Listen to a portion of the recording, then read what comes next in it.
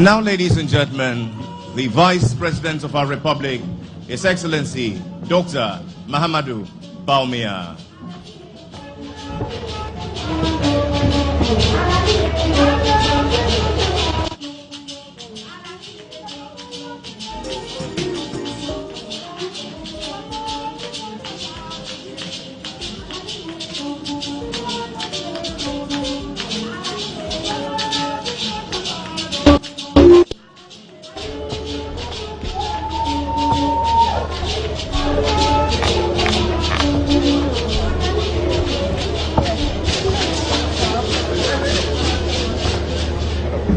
And now the national salute.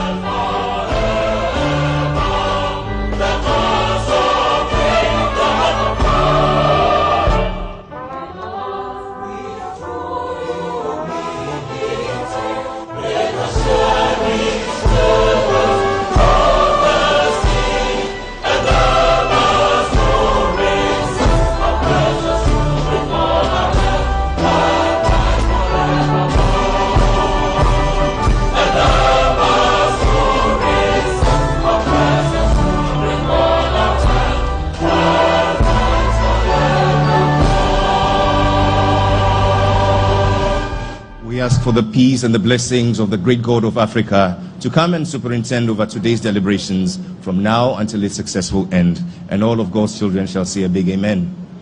Please be seated.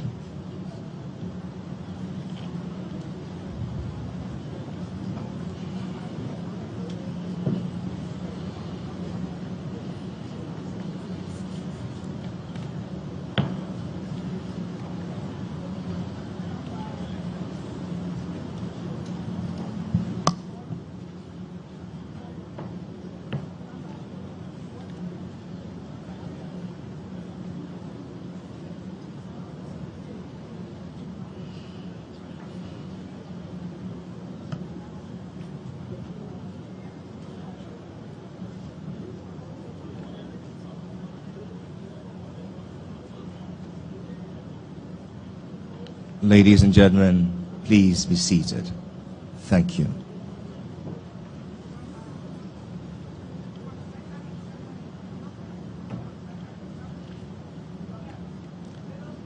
It was the great Fela Anikulapo who once said, "Fellow Africans, hear me as fellow Africans, and non-Africans, hear me with an open mind.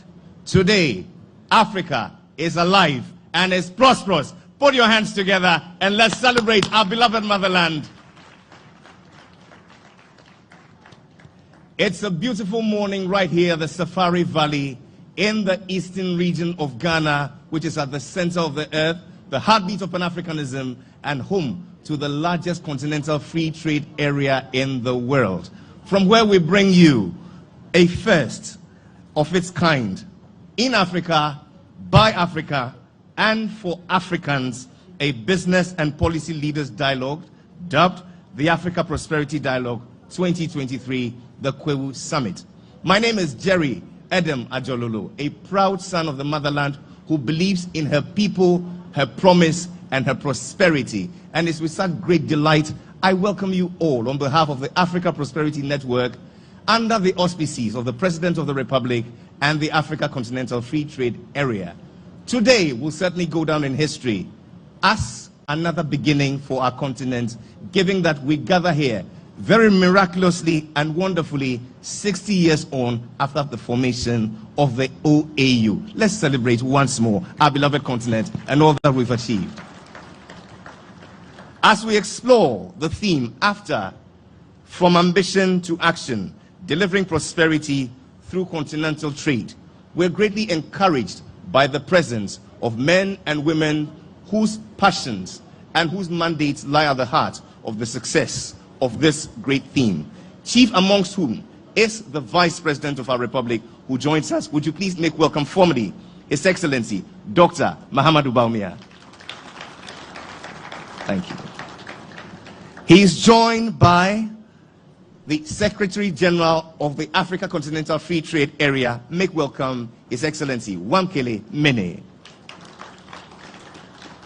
With great delight, we receive the Regional Minister, the Eastern Regional Minister of the Republic, the Honorable Seth Echampong. Let's make welcome in the company of the Vice President, Ghana's Minister for Communications and Digitalization, the Honorable Esla Owusu-Ekofo. With joy, we receive our brother from the Republic of Niger, the Minister for Trade, the Honorable Alkachi El Hada. In the same vein, we receive the Deputy Minister for Trade of the Republic of Ghana, the Honorable Herbert Krapper. We're joined by the CEO of the Ghana Investment Promotion Center, Mr. Yofi Grant. We're also joined by the board chair of the center, Mr. Alex Dade. Help me say a big welcome, ladies and gentlemen, to Ambassador Dr. Mike Okwe, the CEO of the Ghana Free Zones Authority. And ladies and gentlemen, I give to you the CEO of the Ghana Export Promotion Authority, Dr. Efua Asabe Asare. Alongside many other dignitaries I shall be acknowledging in the course of this event. Today's program is in three parts, the first of which we're at is the opening ceremony. Thereafter, we shall go into the plenary that deals with the panel discussions, and later in the afternoon after lunch, we shall close with yet another thought-provoking session on the theme we're reflecting on. By way of welcome, it is my pleasure to invite a remarkable son of the motherland, who is the coordinator for the Africa Prosperity Dialogue Summit Secretariat, but serves Ghana as a special advisor on the Sustainable Development Goals to the President of our Republic. Would you please make welcome Dr. Eugene Osu.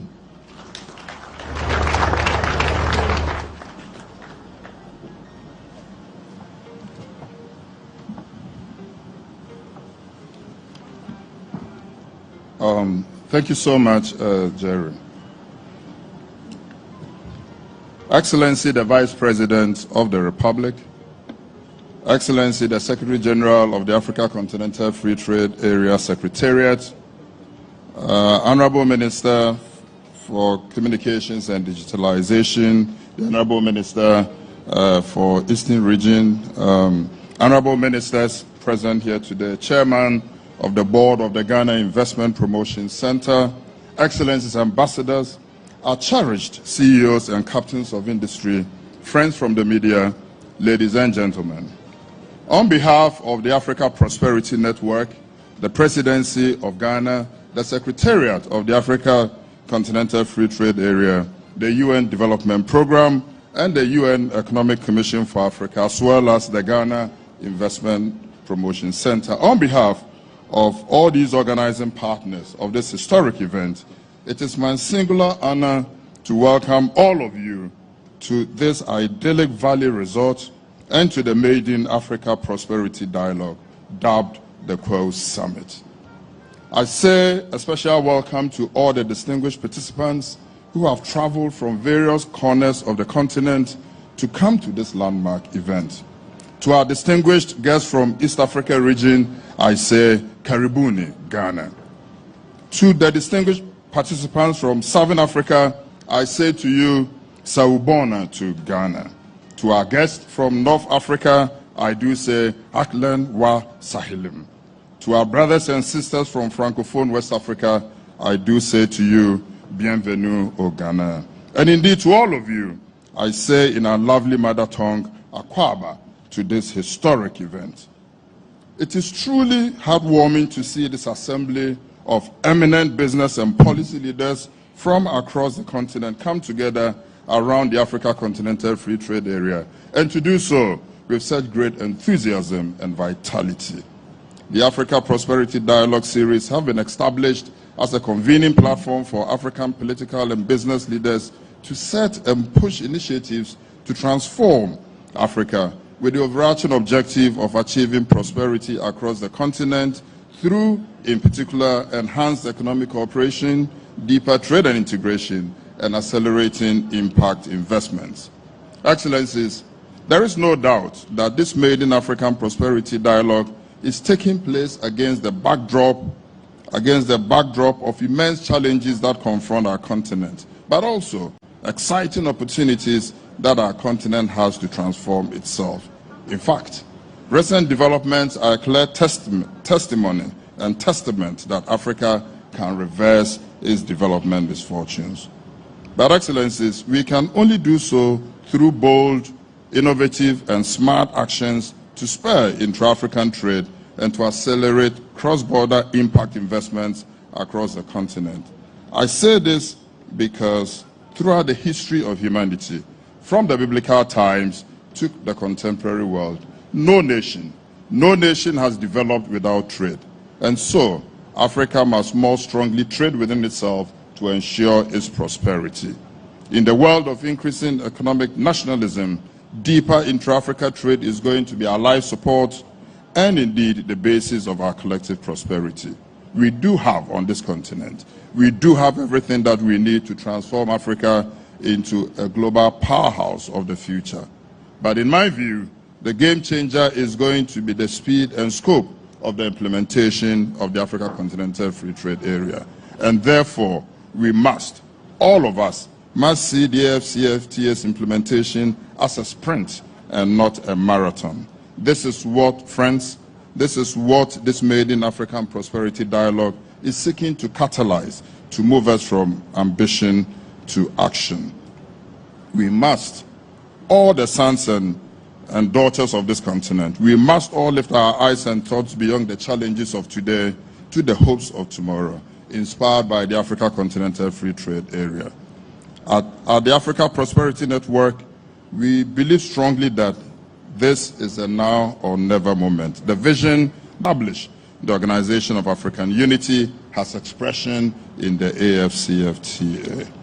So, we must be deliberate, all of us, business leaders, policy leaders, thought leaders, all of us must be deliberate in leveraging the African Prosperity Dialogues to develop the signature solutions needed to deepen intra-African trade, to spur impact investments needed to bring prosperity to our continent and its people.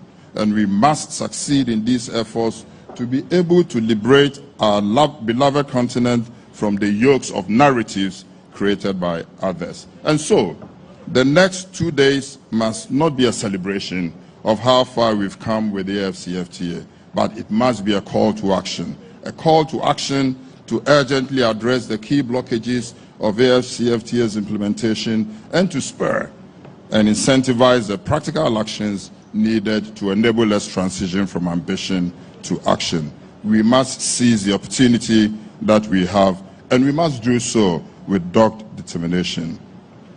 Once again, welcome to the Made in African Prosperity Dialogue.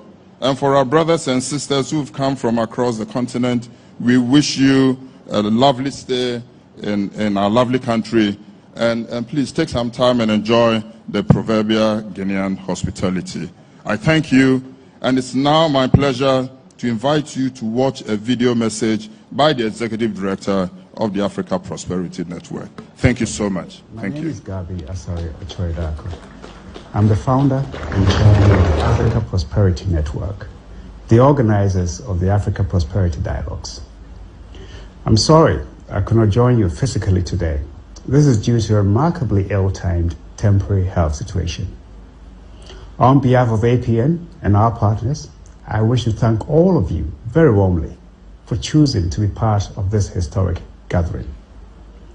Historic because we are creating right here at the Safari Valley in the green serenes of Akuapem in the eastern region of Ghana, a necessary, unique forum for the private sector in Africa to join forces to assert a leading voice and play our leadership role on how best and how fast we can build and drive a vibrant single market in Africa for the shared prosperity of Africa's nearly 1.4 billion citizens. Next month, Africa's political leaders will once again meet in Addis Ababa to talk about our common destiny. Our voices here in Adukrom should resonate in Ethiopia. This year, incidentally, marks the 60th anniversary of the Organization of African Unity, which was set up to promote the unity and solidarity of the African states. It has since 2002 been succeeded by the African Union. The AU in 2018 adopted the African Continental Free Trade Area, AfCFTA, which has the all-important goal of turning Africa into the world's largest single market. This, we believe, is the biggest promise this century for the prosperity of Africa and the African. It is potentially the world's most exciting economic project this century. And this is what brings us here and now. How do we get the private sector to be deliberately and actively engaged in delivering the great ambition that AfCFTA represents? How do we, as Africa's private sector, make the fulfillment of this promise our project? AfCFTA, which is headquartered in Accra, Ghana, promises economic integration. Its success is our success. If it works, it will boost significantly trade and investments, provide jobs, and increase prosperity across the continent like never before. But in order for it to work and work for us, the workings of the AfCFTA must be seen and felt from this onset to be for the people of Africa, for our collective ownership and shared benefit. It must be owned by businesses in Africa. The combined voices of Africa's businesses, big and small, must be heard and felt. The aggregate value of our enterprises and industries across Africa must be networked, coordinated, and impactfully leveraged. That is why we of the Africa Prosperity Network are pleased to have created this dedicated platform, the Africa Prosperity Dialogues, as an annual retreat where business leaders, thought leaders, trade associations, development organizations, young and women entrepreneurs, etc., will sit together, think together, plan together, work together with urgency to intensify the efforts towards achieving the goals of AfCFTA. The next 10 years will determine whether the promise fails or succeeds. This year's gathering is the first of many, the first of such many destiny-shaping retreats that we plan to hold. Your presence here today cannot be at all overemphasized, and we know that with your commitment from this day on, we can build a strong network of Pan-African partnership to make this annual retreat a most powerful, actionable platform of choice for building the one prosperous Africa we want and know we can get done. In the words of Ghana's first president, Dr. Kwame Nkrumah, in Addis Ababa in 1963, I quote, "The resources are there. It is for us to marshal them in the active service of our people. Unless we do this by our concerted efforts within the framework of our combined planning, we shall not progress at the tempo demanded by today's events and the mood of our people," unquote. I thank you for your attention and wish us all a successful Maiden Kwawu Summit on the summit of Akuapem. Thank you.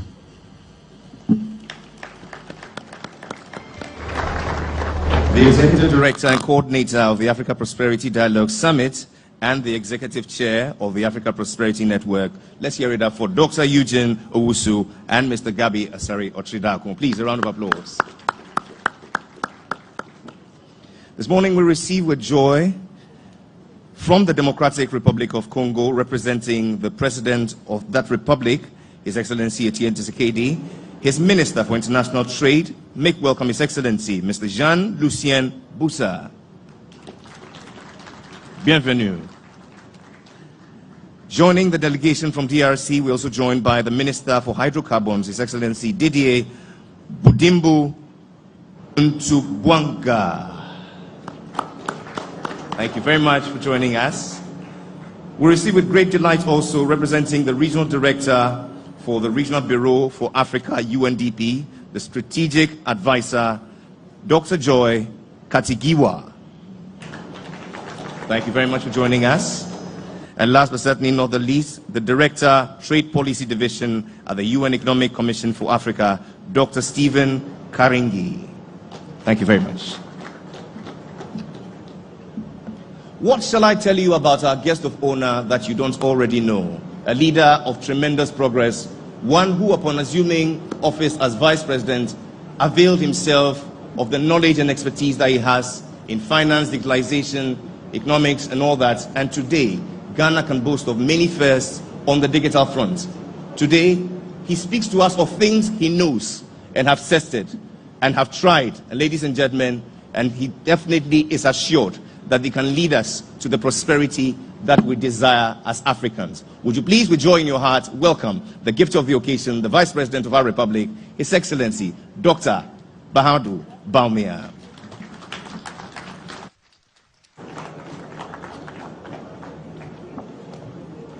Thank you very much.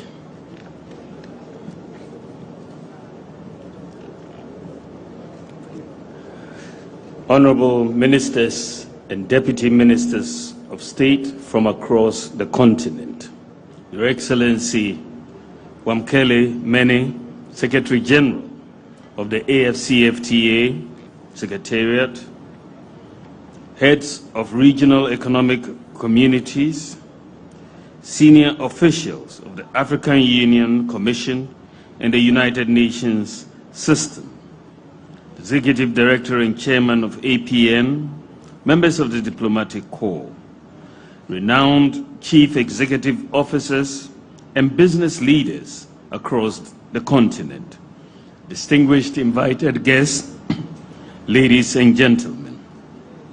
I thank you for the invitation to join you as a special guest of honor to formally open the Business and Policy Leaders Dialogue of the Africa Prosperity Dialogue, the Kwehu Summit, under the theme, the AFCFTA from Ambition to Action, Delivering Prosperity through Continental Trade.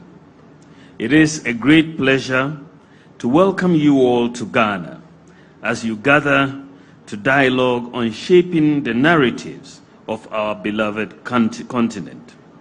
I would like to thank the President of the Republic of Ghana, His Excellency Nana Addo Dankwa Akufo-Addo, the African Continental Free Trade Area, the Africa Prosperity Network, and the United Nations Development Programme, the United Nations Economic Commission for Africa, and the Ghana Investment Promotion Center for collectively bringing us together at this critical moment in our efforts for Africa's transformational agenda to deliver prosperity through continental trade. Distinguished ladies and gentlemen, this event has been organized as a solutions-driven initiative to fast-track the implementation of the AFCFTA. This is the time for businesses to dialogue on smart ways to enjoy the opportunities from the agreement for a resilient, sustainable, inclusive, and prosperous Africa. For most parts of the world, the narrative about this beautiful continent has sadly been about poverty, conflict, misgovernance, corruption, and underdevelopment. The time has come for Africa and Africans to define our own narrative.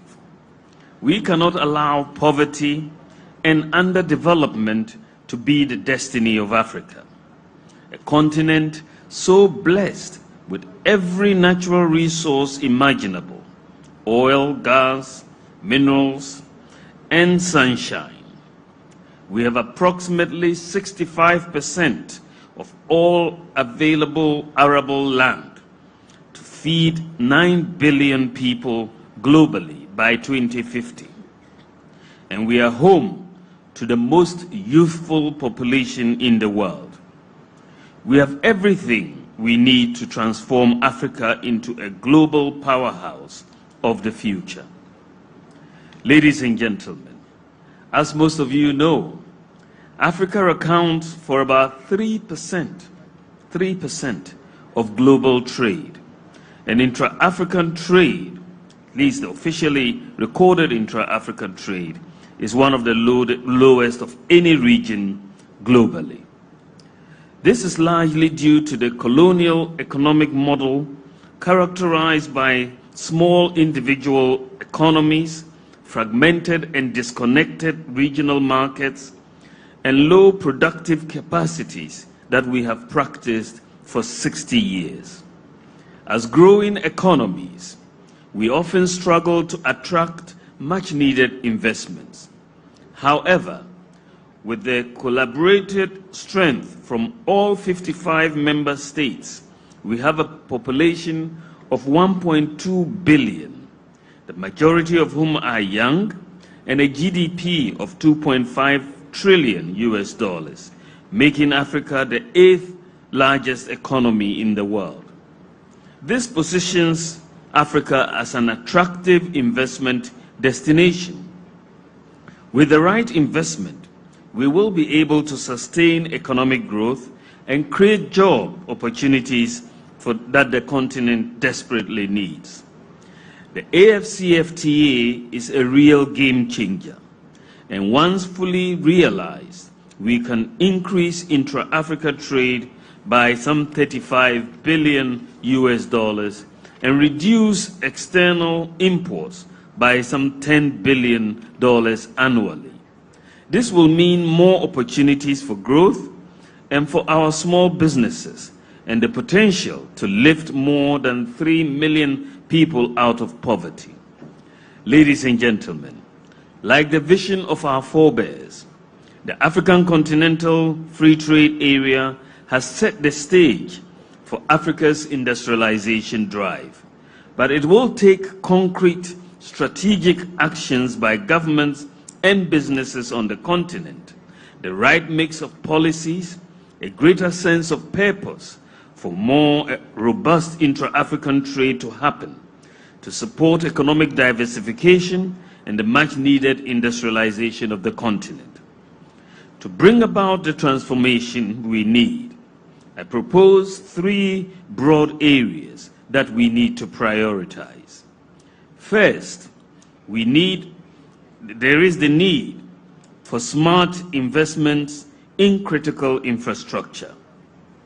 As a continent, we need to produce and trade our way out of poverty and underdevelopment.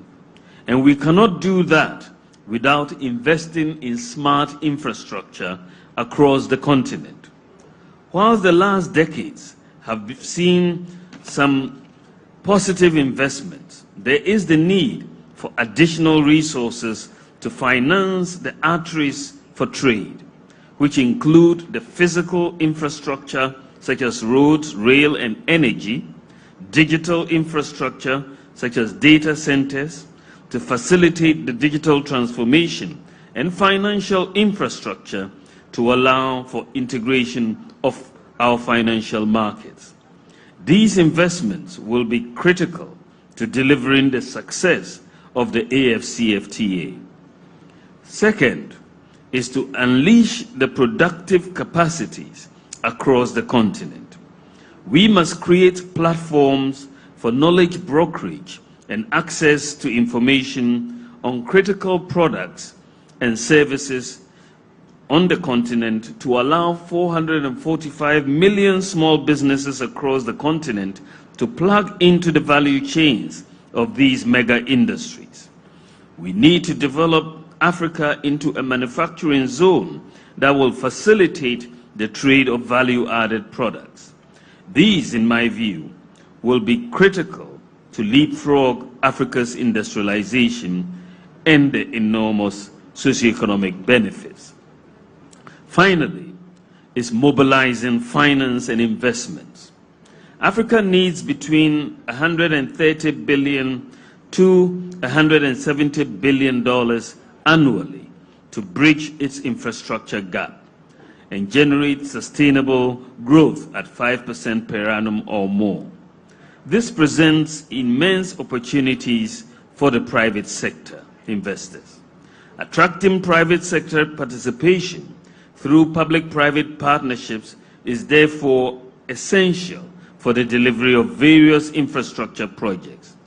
Furthermore, there is the need for innovative policies to mobilize and allocate resources more effectively and for better coordination amongst all African stakeholders and international partners. In conclusion, ladies and gentlemen, we are indeed on the cusp of the realization of the Africa we want. As key stakeholders, we must consolidate the successes so far with a sense of urgency, develop the signature solutions needed to deepen intra-Africa trade, and spur impactful investments needed to bring prosperity to the continent and its people. And we must do this with fearless determination. Once again, I express my appreciation to the organizers, APN and its partners for such an opportunity. I hope you have a pleasant time in our beautiful country. I wish you all a safe return after your very fruitful deliberations, which I wish you. Thank you very much for your attention. God bless you. Your Excellency, respectfully, may I ask of you to remain with us and oblige us 3 very brief photo opportunities. Please be seated. Humbly, I shall invite all ministers of state in the company. First, I beg your pardon, first, the Secretary General of the AFCFTA for an exclusive with the Vice President. A round of applause as he comes.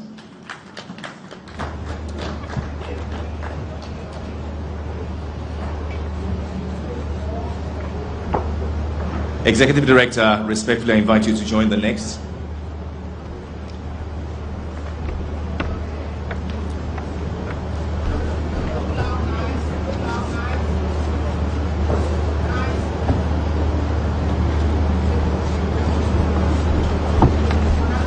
Respectfully, I invite all ministers of state from Ghana and across the continent to please join the official party.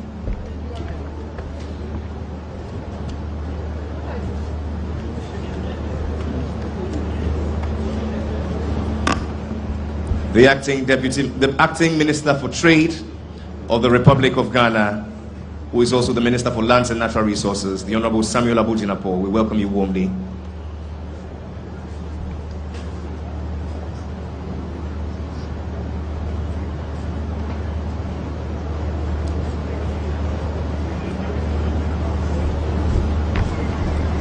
The last will be with the CEO of the GIPC, the board chair, the CEO of the Ghana Export Promotion Authority, and the CEO of the Ghana Free Zones Authority.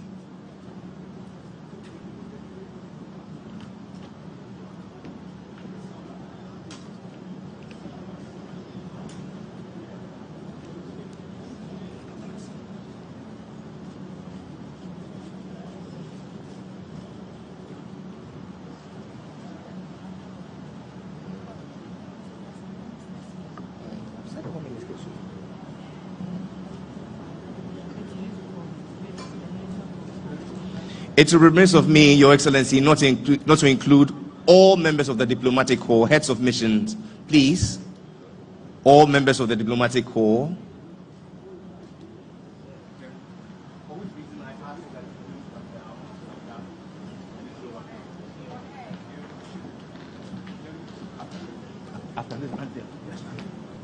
All members of the diplomatic corps, please join us, heads of mission.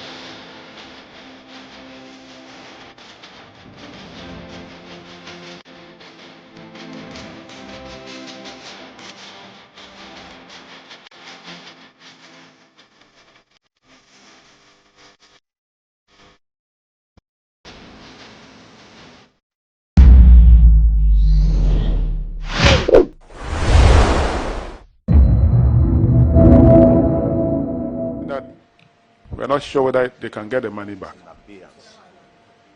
Mr. Chair, yes. Mr. Chair, maybe I don't know about Cocoa Board, but in our case, no, Cocoa Board came yesterday, and that was the information. That's what I'm saying. In our case, no indication has been given by the people handling the matter to us that it's because of ABC. But I think that we need to find out the reason why the money has not been paid. Then we can revert.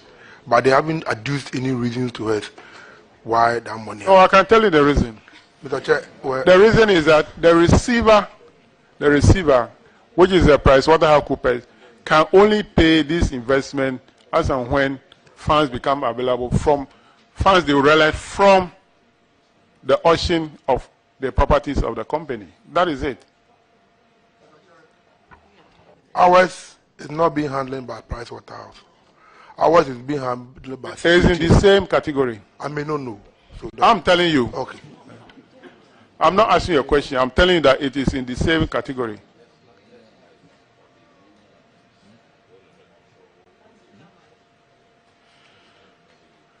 Let's go to paragraph 1966, ranking. Thank you, Chairman. In this case, two customers or two tenants, Marco Logistics Takrade and CDH Savings and Loans, they owe you, they are your tenants, they owe you. Marco owes 391,692 cedis, 22 pesos, and CDH owes you 78,454, 52 cedis. Have you been able to collect this rent? Thank you, Honorable Chair. In respect of macro logistics, our lawyers took the tenant to court. We received judgment to recover the amount. Unfortunately, the lawyers were finding it difficult to locate the company. Fortunately, in the course of last year, they wrote to us to come for settlement. Unfortunately, that also did not materialize. What we can report is that thankfully our lawyers were able to locate some assets of the company, and we have instructed them to go through the legal process to recover the amount. When they wrote to us to discuss the settlement, they paid 80,000 out of the 391.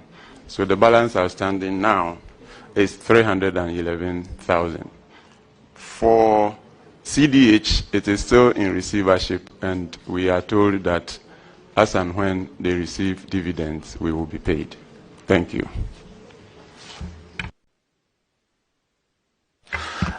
Chairman, thank you. Let me seek this clarification. Are you telling the committee that you settled the judgment after it was obtained? What exactly are you saying? No, not when they wrote, we gave it to our lawyers, our lawyer, that's a shipper's lawyer, to deal with it. So, hold on, maybe you are miscommunicating. Okay. You obtained judgment against the entity. Yes. You couldn't immediately locate property to levy execution to obtain fruits of your judgment. Then somehow they approached you to do what? To compromise the judgment now? Or to pray for time to pay the judgment debt by some installment? Honorable Chair, they wrote to us to ask for time to pay the judgment debt. Okay. And that is what we gave to the lawyer to handle. Okay. Because okay. Did this go back to court? No. It did not? It did not. So somehow your lawyers discovered some property in their name? Yes. And are going through the execution process now? That's what we have advised them to do. No, it's the lawyers who advise. It's the lawyers who Yes, will be advising yes, you. yes. So they are advising that they've located some property, and so are taking steps to levy execution. Exactly. Okay, ensure that they do that expeditiously. Thank you. Okay, thank you.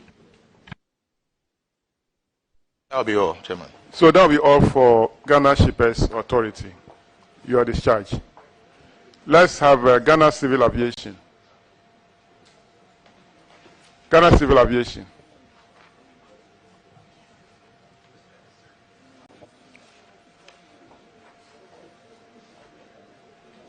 Ghana Civil Aviation Authority.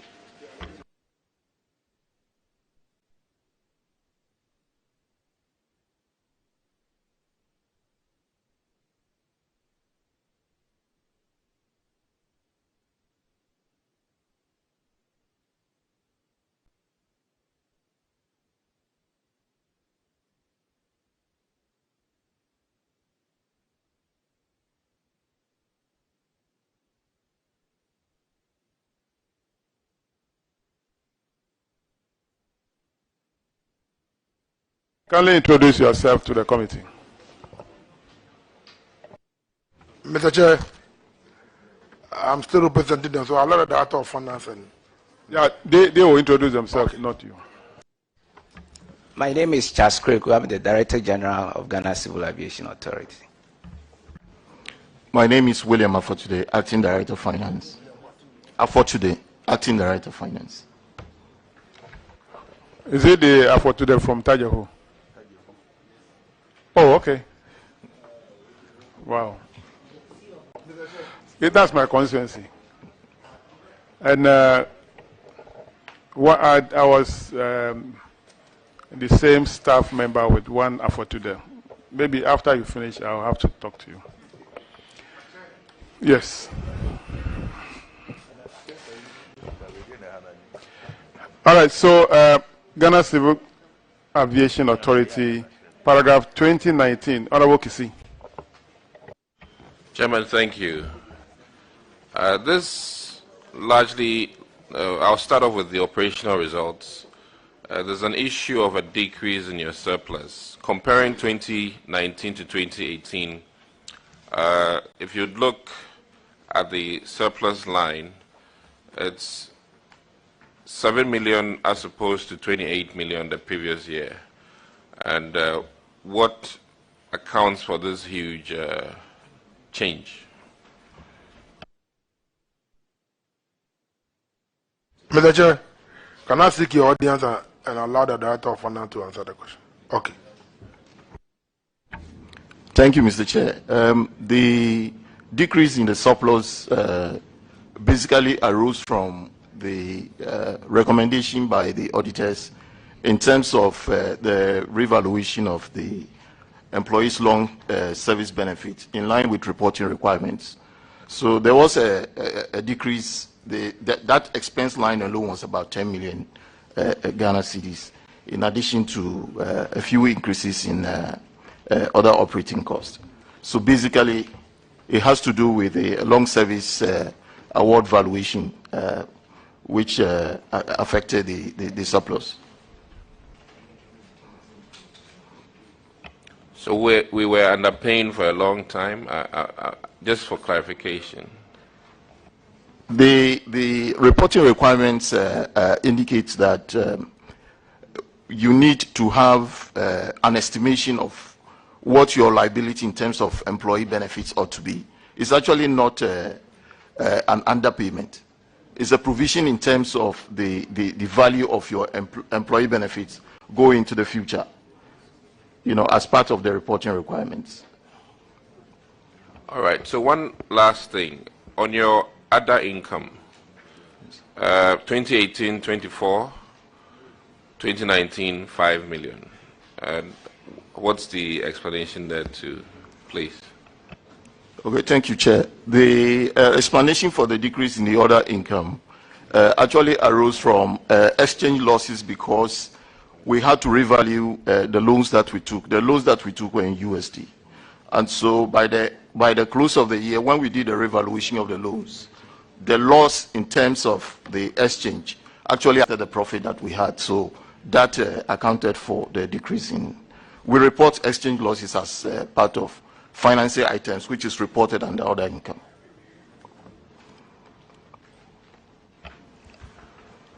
Audit Service, can we get your input so far before we move on? Actually, the Audit Service don't need any inputs here. You can move to the financial position. All right, so with the financial position, we're looking at your current ratios.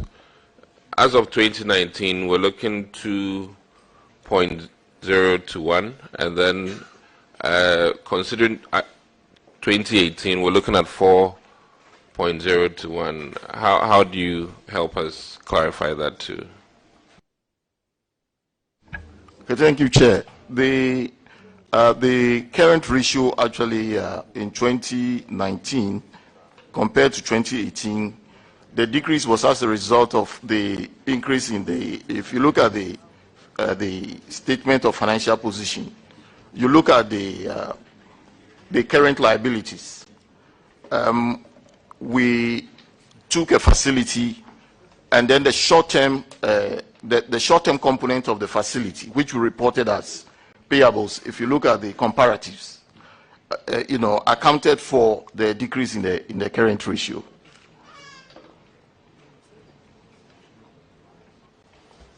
How's the outlook now so far after your huge increment as of 2019? Are things better now?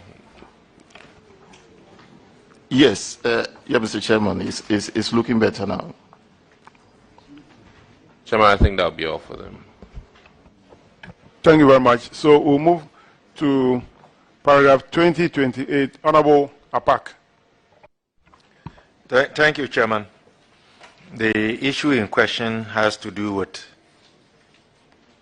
the inability of the authority to give meaning to Section 14 of the Civil Aviation Act. According to the auditors, the authority is supposed to make a realization of its revenue receipts into an income surplus account for the payment of development, renewal, depreciation, and any other purposes determined by the board in accordance with the Act. The auditors indicate that this has not been done, and the authority has also failed to determine the amount of revenue receipts that should be set aside to the income surplus account. You did admit and indicated that you would take corrective measures. What have you done with regards to this infraction? Thank you, Mr. Chair. The issue actually had to do with, first, whether we had set up funds to deal with the acquisition and renewal of assets. And the second one was also to deal with whether we reported net income and income surplus. Mr. Chairman, I can confirm that these two have been done. The process in actually setting aside funding actually comes through a budgetary process.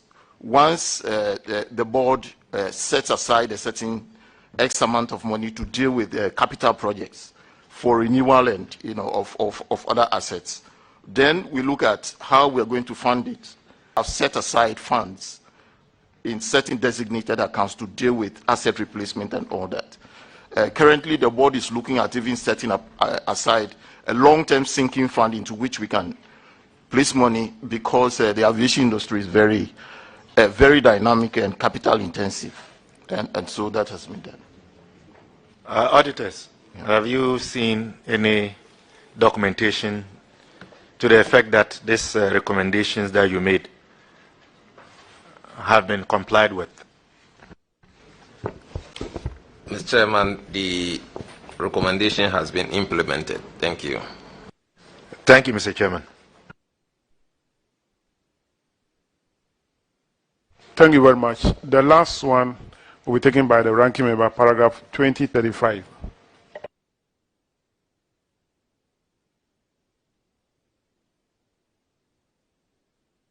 2035, non-retirement of accountable interest. An interest of 224,272 cedis has not been retired as at December 2019. Some of them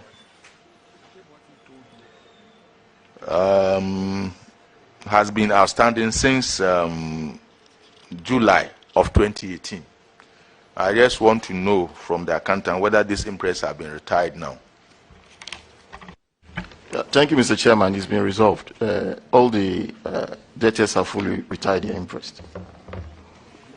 And the auditors confirm whether all the interests have been retired. Mr. Chairman, out of the 10 payment vouchers, 7 of them have been retired, leaving 3 with a value of 55,498 cedis unretired. Thank you.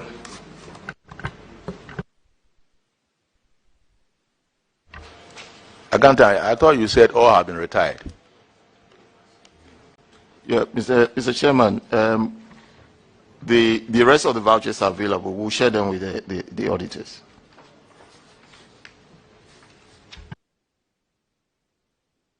Auditors, can you confirm that at least the 7 of them have been retired, as he said? Mr. Chairman, confirmed. So you can share the remaining 3 with the auditors so that they will report to the committee. Thank you, Chairman.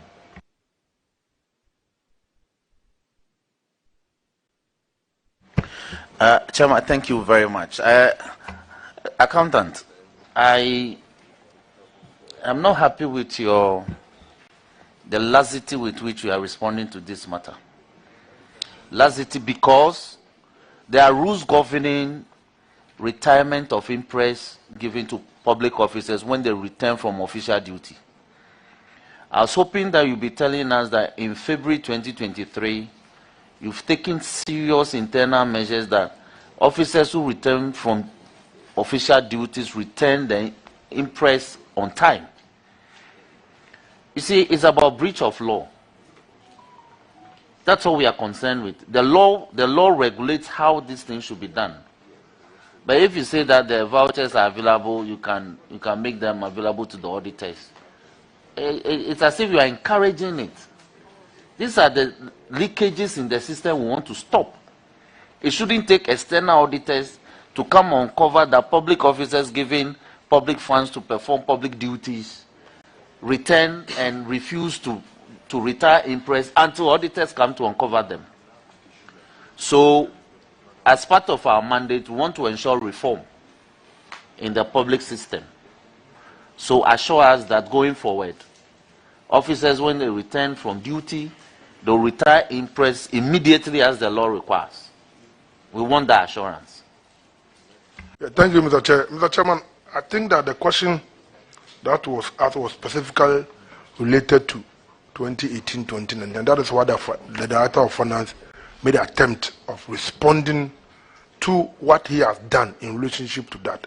But I think that going forward, we've taken a cue from what our auditors have said, and we have put in place mechanism and system to make sure that, you see, there's always, some of them also do operational things, and there's always a time frame within which they move around. So, Mr. Chair, it is not a deliberate attempt that we will sit down unconcerned and make sure that they don't come and account for what it is that they need to account for. So going forward, I think that some of these lapses will be taken care of. Thank you, Mr. Chairman. All right, GCA, you are discharged. Let's have Ghana Airport Company. Ghana Airport Company.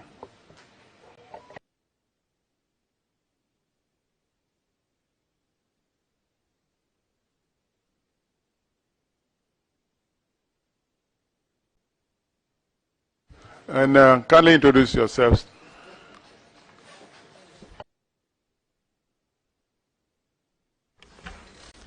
Good morning, Mr. Chairman. My name is Pamela Sncet, and I'm the Managing Director of Ghana Airports. Thank you. Mr. Chairman, my name is Dr. John Okwesi-Arthur. I'm the Group Executive Finance. Thank you very much for coming. We'll go to paragraph 2143.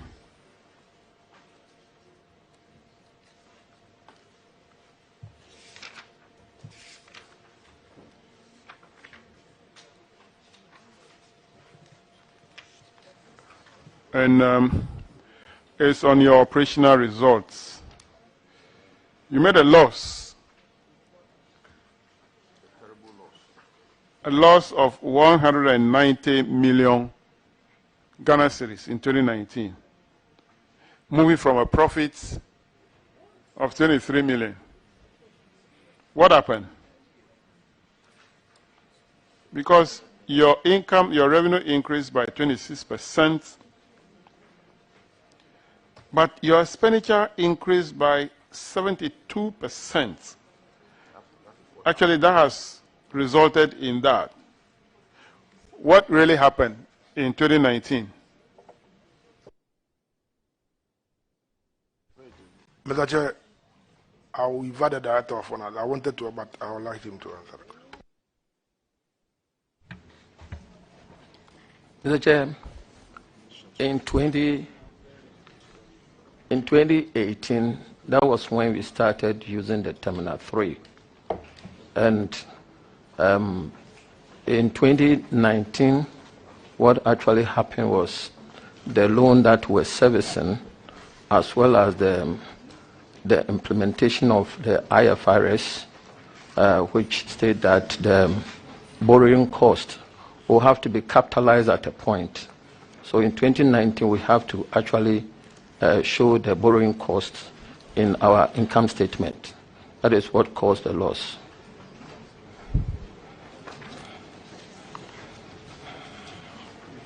Yeah, so if you had capitalized it in 2018, the effect will not be that great. Yes, sir. Okay. So is that what also affected your current ratio? Only 1:1 has dropped to 0.7 to 1. Yes, please. Are you just answering like yes, please, so that you will end the matter straightforward? I thought you explained a bit.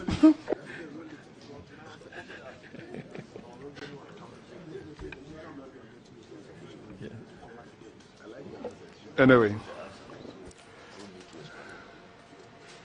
So let's go to Honorable Baswa, paragraph 2152, management issues. Chairman, thank you. The third paragraph has to do with the overspending of budget. Chairman, approved budget had been overspent without an approved supplementary budget by the board during the review of the company's account.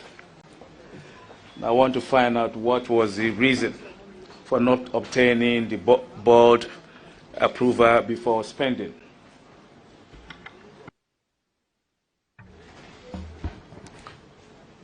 Mr. Chair, there were a few items that the external auditors indicated that they were overspent.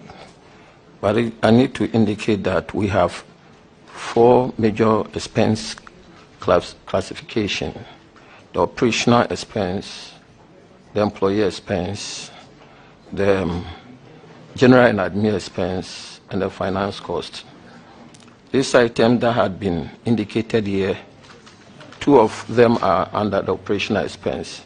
I must say that apart from the finance cost, each one of the category of expenditure had favorable variance. But what actually happened in this case was that during our budget, I have the 2019 budget here, we identify one item of expenditure, which is the CETA charges. CETA charges are charges that we actually incur with regards to the facilitation of passengers in the terminal, the system that we used. So we realized that is a huge expenditure, so we decided to take it out of subscription during the budget process. And implementation of the actual, we actually added it to the subscription. So when the auditors came, we explained it to them, and I think they were satisfied with our explanation, and our recent auditors have come to confirm exactly what we have said. So they resolve it for us. Thank you, sir.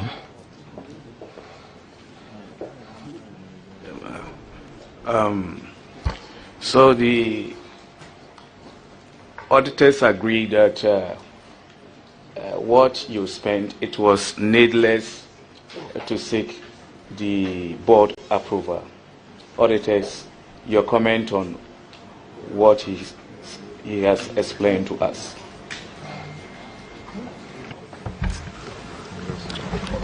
Honorable Chair, for the current issue that he's talking about, we are not aware, but if you read their own responses, management responded that they would endeavor to operate within reasonable limit of approved budget, and where there is the need for any additional expenditure, procedures for prior written approval from the board of directors will be taken before expenditure is occurred. So that's what they said. Thank you.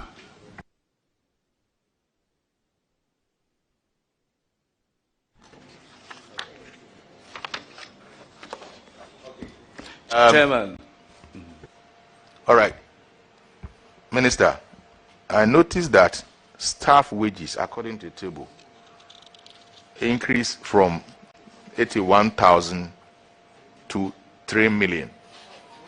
A percentage increase of over 3,689 staff wages between 20.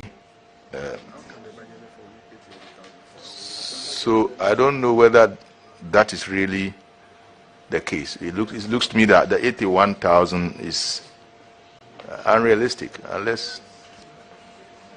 But accountant, can you? Mr. Chair, I would like to indicate that in the year under review, we had to, in 2019, that was when the airport Terminal 3 has started. So we had to recruit some staff on contract basis. And that is how come the wages and salary, wages increased to that extent.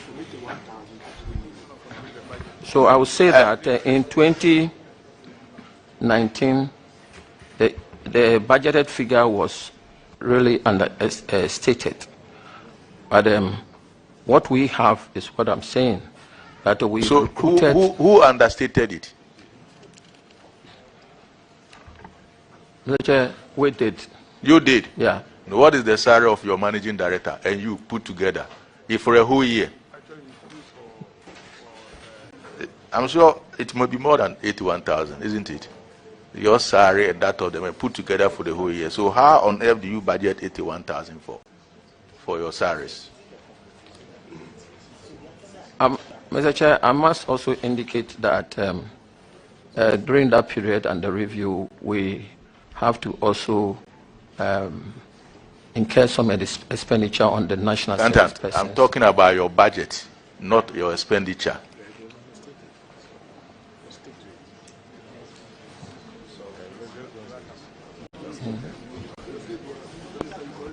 Mr. Kwesi, the 81,000 that we budgeted for staff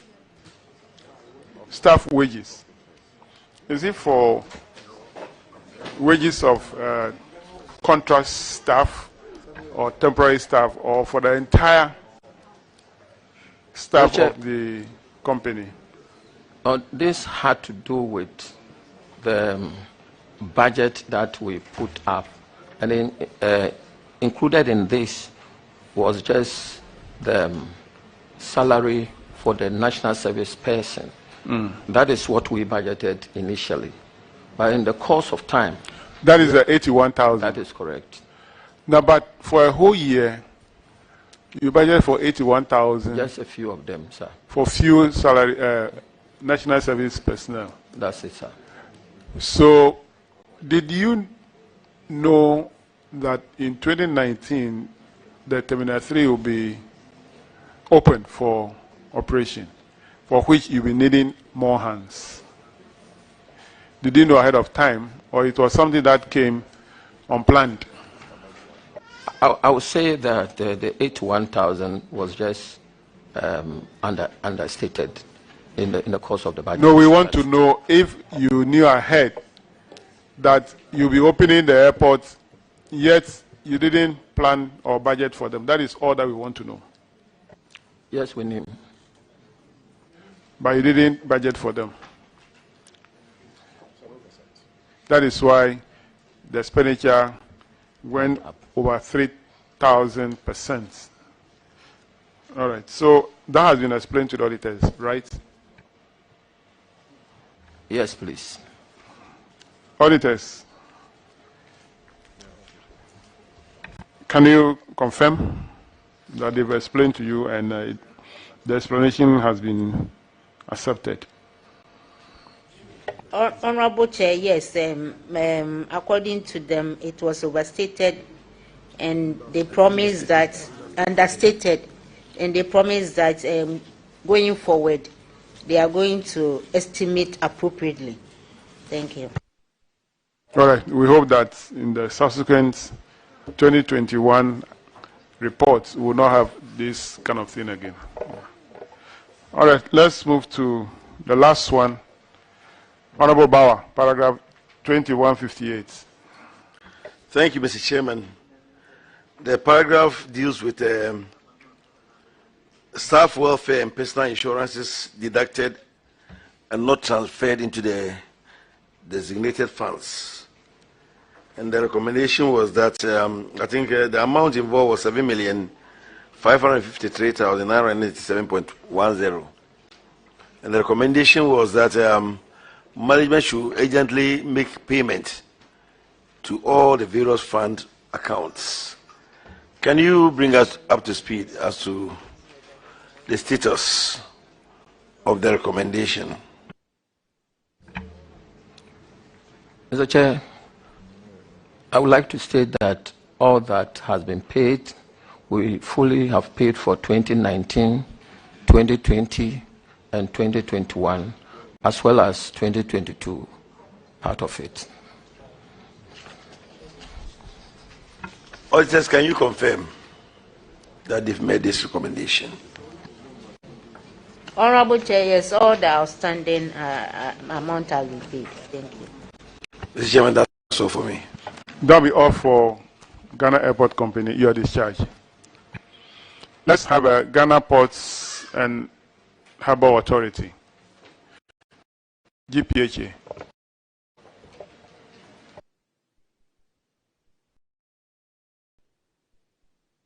Ghana Ports. Are they in? Okay.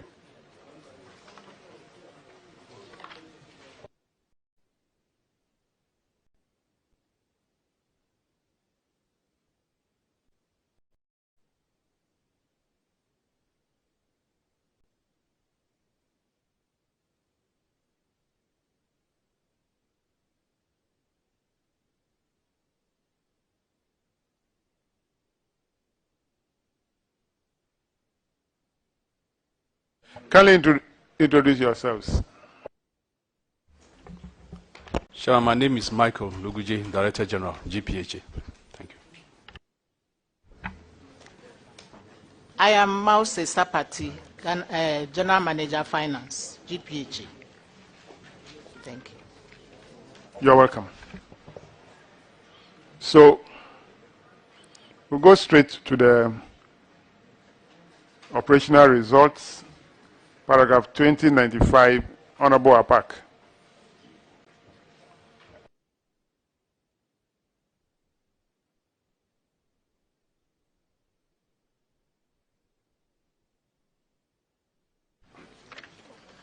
Thank you, Mr. Chairman. Ghana Ports and Harbours Authority. You are welcome. You are not paying attention. Mr. Luguje. Thank you, Chairman. I am welcoming you. Thank you very much. I'm here. Look at me. I'm here. Okay, thank you. Uh-huh. Oh, thank you. Uh-huh. I know. We grew up in the same neighborhood. Thank you. That's why I'm being specific. Thank you, Chairman. Chairman, having looked at the operational results, I think only one or two issues seem to stand out. In the area of total income, there's been a marginal increase. But if you were to look at expenditure and you look at exchange losses, there is a colossal difference between 2018 and 2019. I think the percentage difference is 246.4%. That clearly caught my attention. May we know what factors contributed to this exchange losses? But give us some explanation. Mr. Chair, can I seek your audience and invite the Director of Finance? Okay, Madam.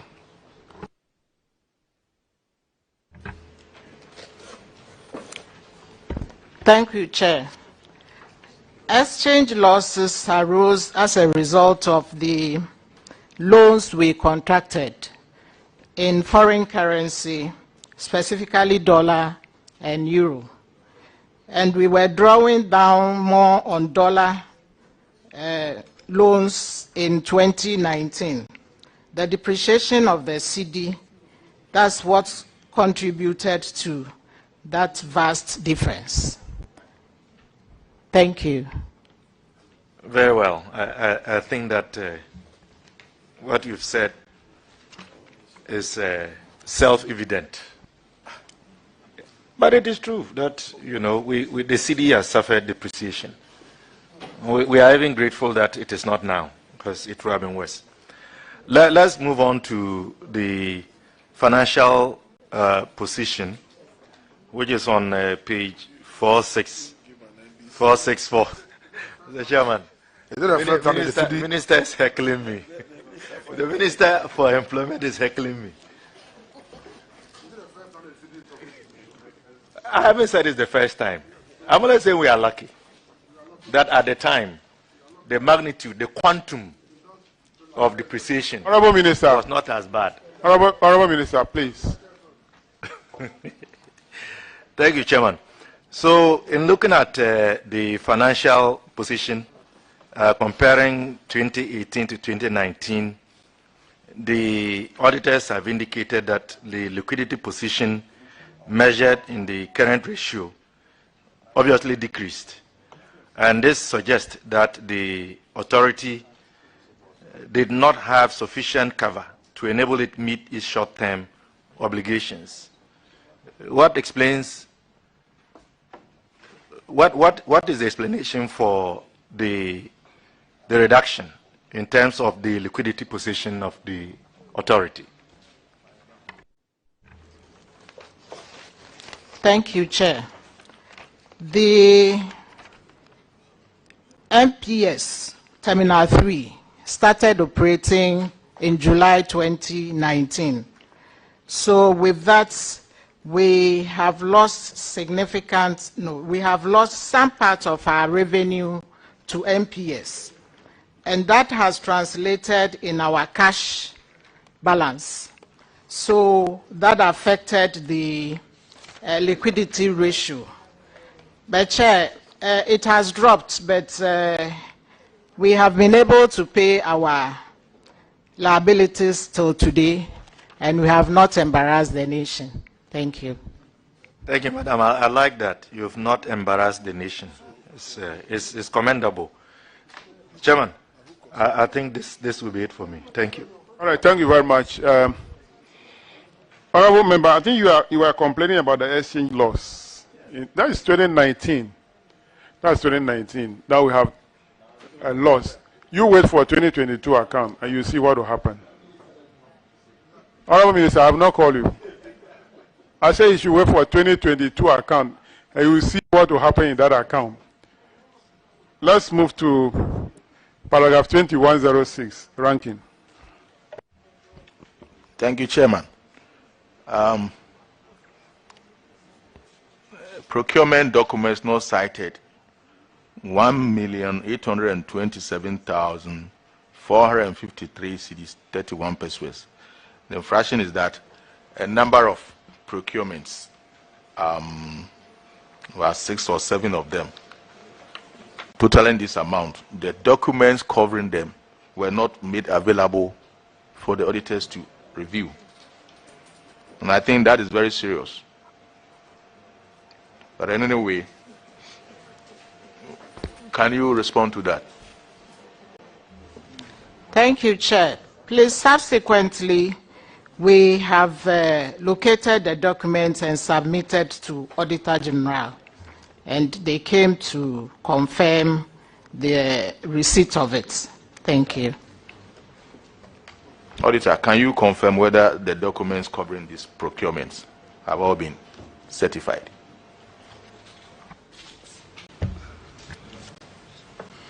Honorable Chair, the said document has been verified. Thank you. Thank you, Chairman. Thank you. Let's go to paragraph 2111. It's on an investment in International Maritime Hospital, which is not being monitored. According to the auditors, the authority hold 100% equity interest in the hospital. The total amount that had been spent was 173,383. No, 179,383,362 Ghana cedis. So the hospital started operation from the second quarter of 2017 and they could not cite any performance report or financial statement. Now, it said that the anomaly could be attributed to the failure of the hospital to prepare its financial statements. Now, management is being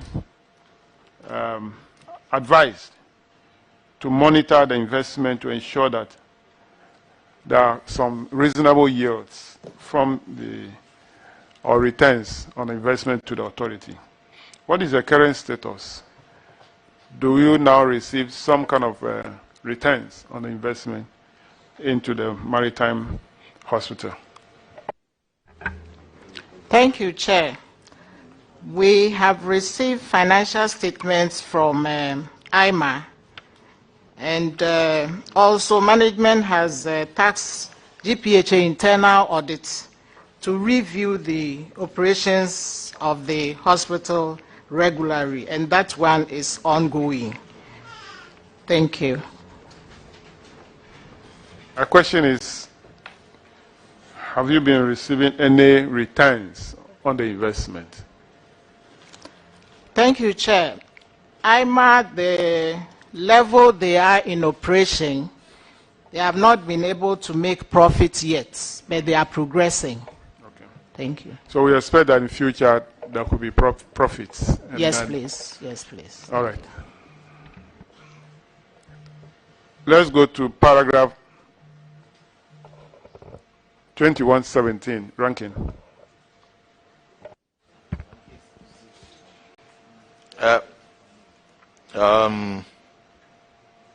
Award of contract to a non-tenderer. Award of contract to a non-tenderer. 276,000. And then 276,674 cedis and 27 pesos. Management of ports and harbor advertise for the use of national competitive tendering method to procure chemistry analyzer. The summary indicated that 4 tenders were purchased, but only 2 were submitted and found responsive to at the close of the submission date. The 2 responsive tenders were PFK Scientific Limited and Namakra Chemicals Limited, with price quotations of 248,246 cedis and 87 pesos, and then 363,510, respectively. We noted from the minutes of the Entity Tender Committee dated 2nd May 2018 that PFK Scientific Limited was recommended by the evaluation panel as the most responsive tenderer to execute the contract in the sum of 248,246 cedis and 87 pesos. We further noted that from the minutes that the contract was awarded to and executed by DCL, a non-tenderer, in the sum of 276,674 pesos. The auditors are recommending that the additional cost of 23,000 should be jointly refunded by the authorizers of the transaction, Director General, Director of Finance, and Acting Director Procurement, since their collective negligence resulted in the payment of the additional cost. Thank you, Chairman.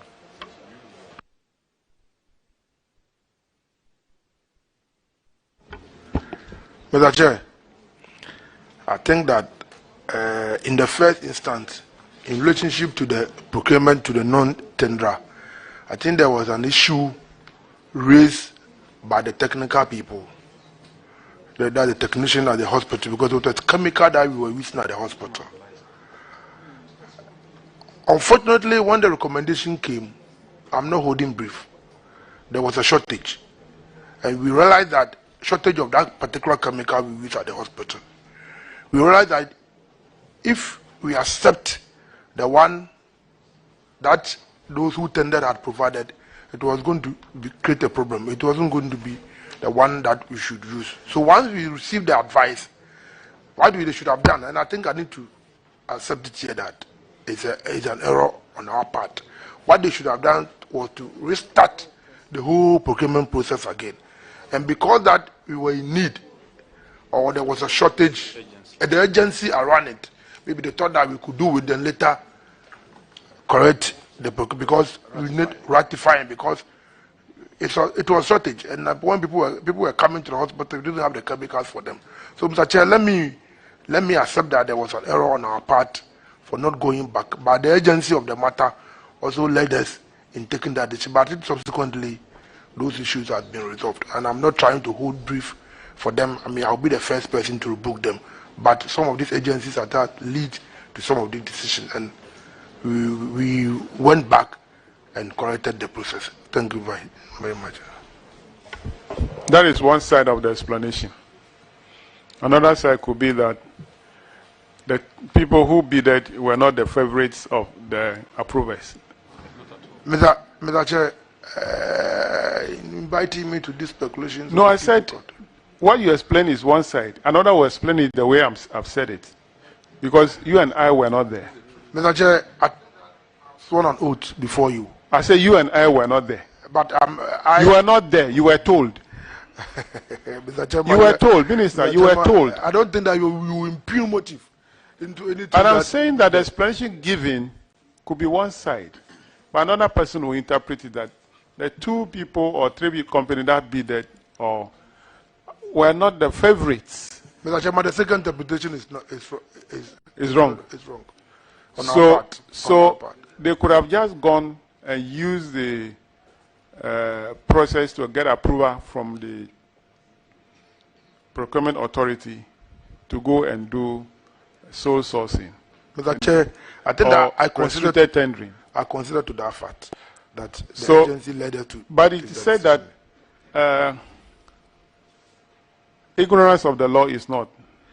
I agree with you, but the agencies of the matter also allowed lead to, because people were going to die. Now the recommendation is that the difference between the lowest bidder and then the price at which they actually bought should be surcharged to those people involved. It's simple. I think that recommendation is fair. If they would have referred you to court, and when you go to court, it's a procurement breach. The judge has the power to sentence you to not more than 5 years, and not, or to a fine of not more than 2,500 penalty unit, or to both. So asking that the 3 people involved should refund this money, I think is fair. That's shortening the thing.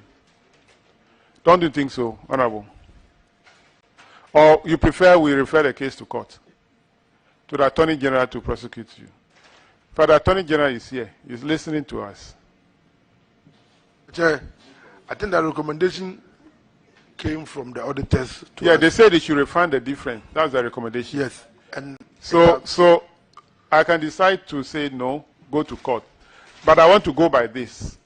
So we affirm the recommendation of the auditors. Thank you very much, Mr. Chair. Clerk, take note.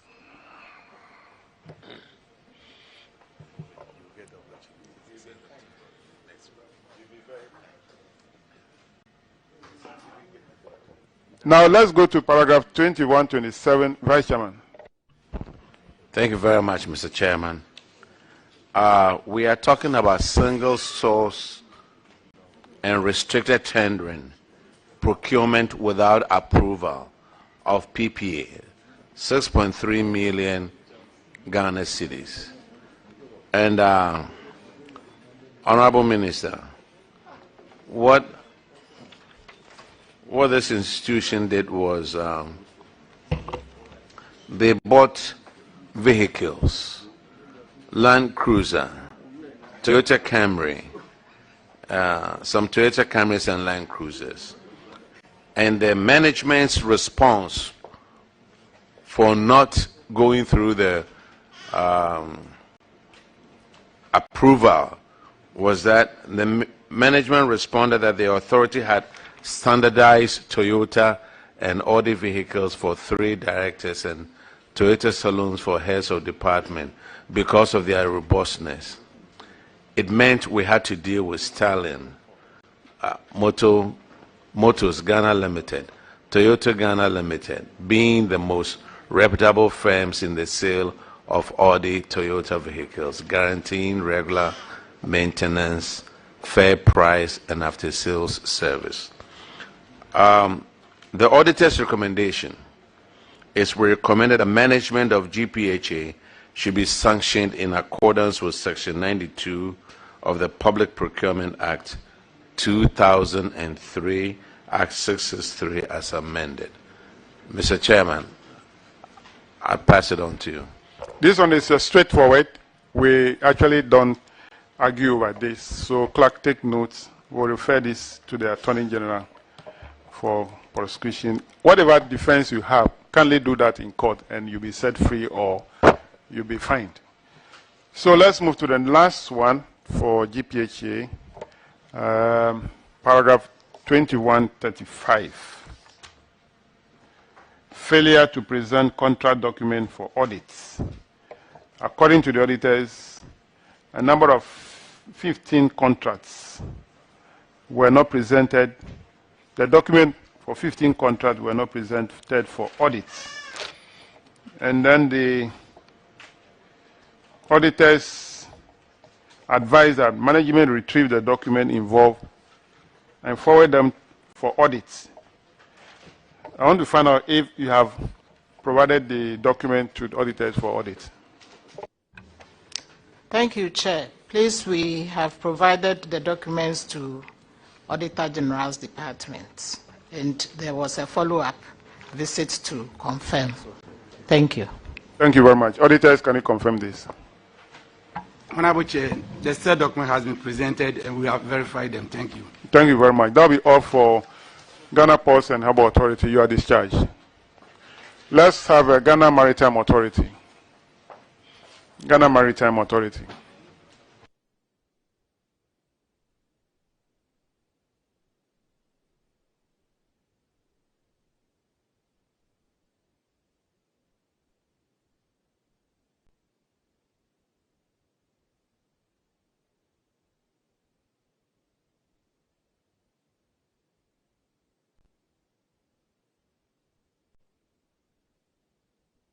GPHA, you are discharged.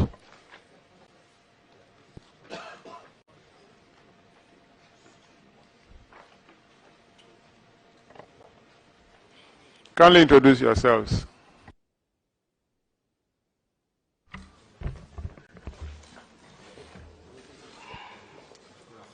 Honorable Chairman, good afternoon. My name is Yao Akusa Entry, the Deputy Director General for Finance and Administration of Ghana Maritime Authority. Honorable Chair, my name is Dr. Kwesi Uwarekon, Director of Finance.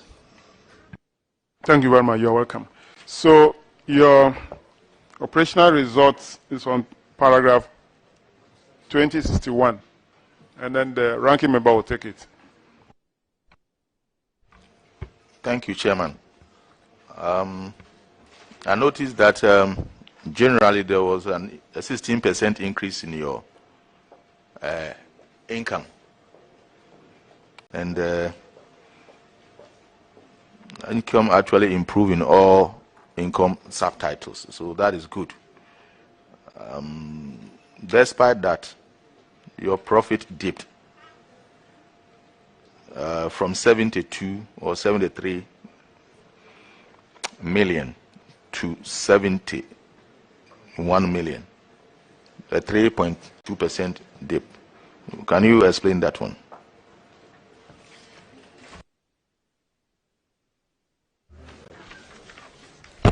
Mr. Chairman, the slight dip of about 3% in surplus was primarily as a result of increase in staff from 193 to 238, which came with additional staff costs, amongst others. Thank you.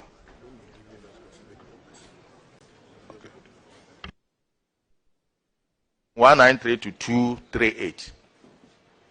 Is that what you said? Yes, Mr. Chairman. Okay. Chairman, I think that is reasonable. Thank you. All right, thank you very much. So let's move on to the next one, which is management issue, paragraph 2070. Honorable Aka. Thank you very much, Chairman.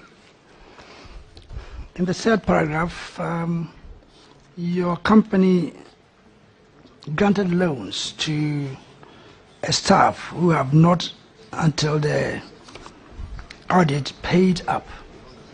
So I would like to know if they have paid up now. Yes, Mr. Chairman, all those loans have been fully paid. Thank you. With or without interest?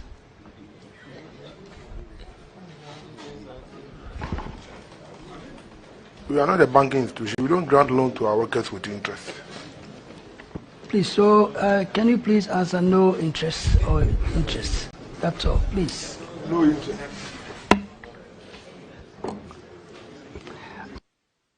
Auditors, can you confirm if the loans have been fully paid up? All the loans have been recovered. Thank you, Mr. Chairman. All right, thank you, Mr. Chairman. Thank you. Honorable Minister, we know that staff loans do not attract interest. So you just answer that, oh, they didn't pay interest on it. That's all. Chairman, he was waiting for us to talk about interest, then he said he would take it to court because you are not a banking institution. That was all what he was waiting for. Are you a litigant?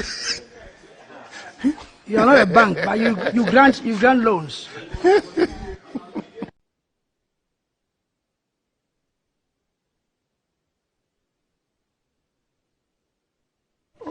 Okay, let's move on.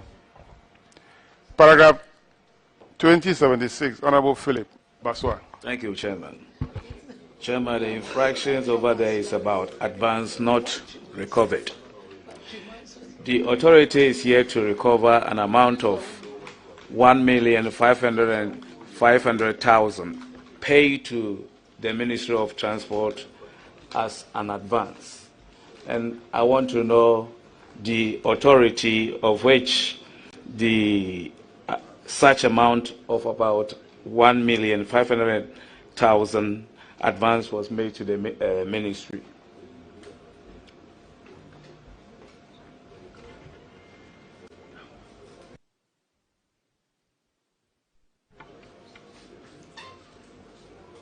Ministry.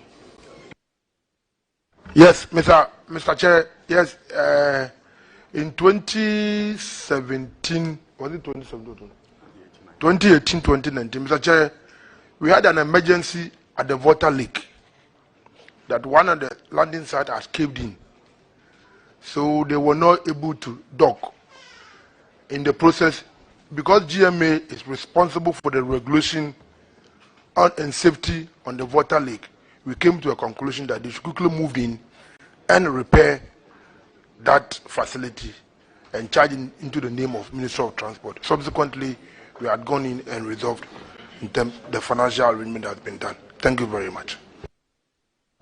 Was the repayment terms properly defined? Because I got to know that it wasn't properly, the repayment terms weren't properly defined. For what reason was that done? Mr. Chair, I'm having a difficulty, but it was properly defined to the extent that the money has been refunded and everything is done. I don't know whether, if you are talking about properly defined, whether in terms of duration or whether you were supposed to pay interest or what, that is what but in terms of paying the money back, we had done that. Thank you.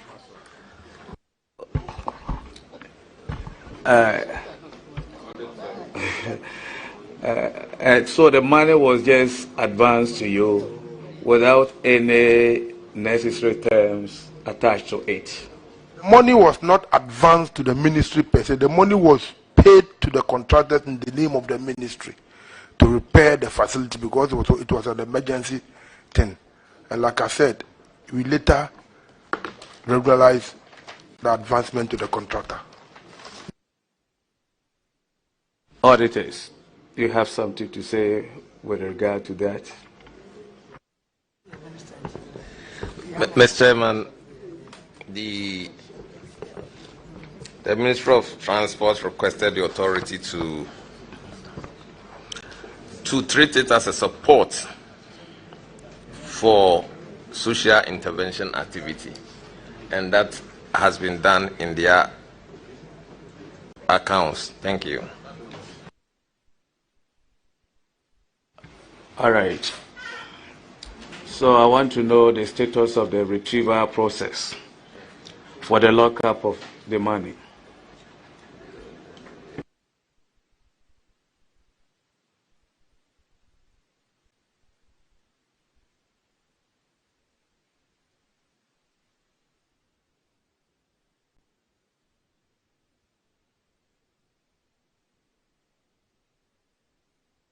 Everything has been retrieved.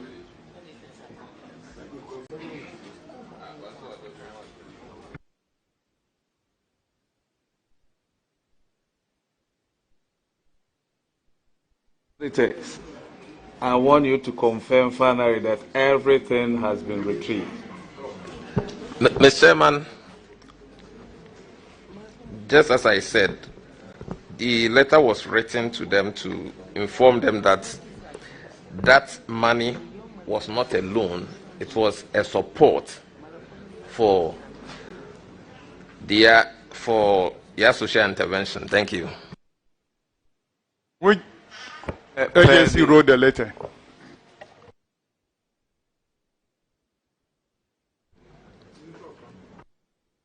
The Chairman, Minister of Transport. Do you have a copy of the letter? Mr. Chairman, I will be able to provide the letter if I'm asked to do that. So, the Ghana Maritime Authority gave 1.5 million to the Ministry of Transport.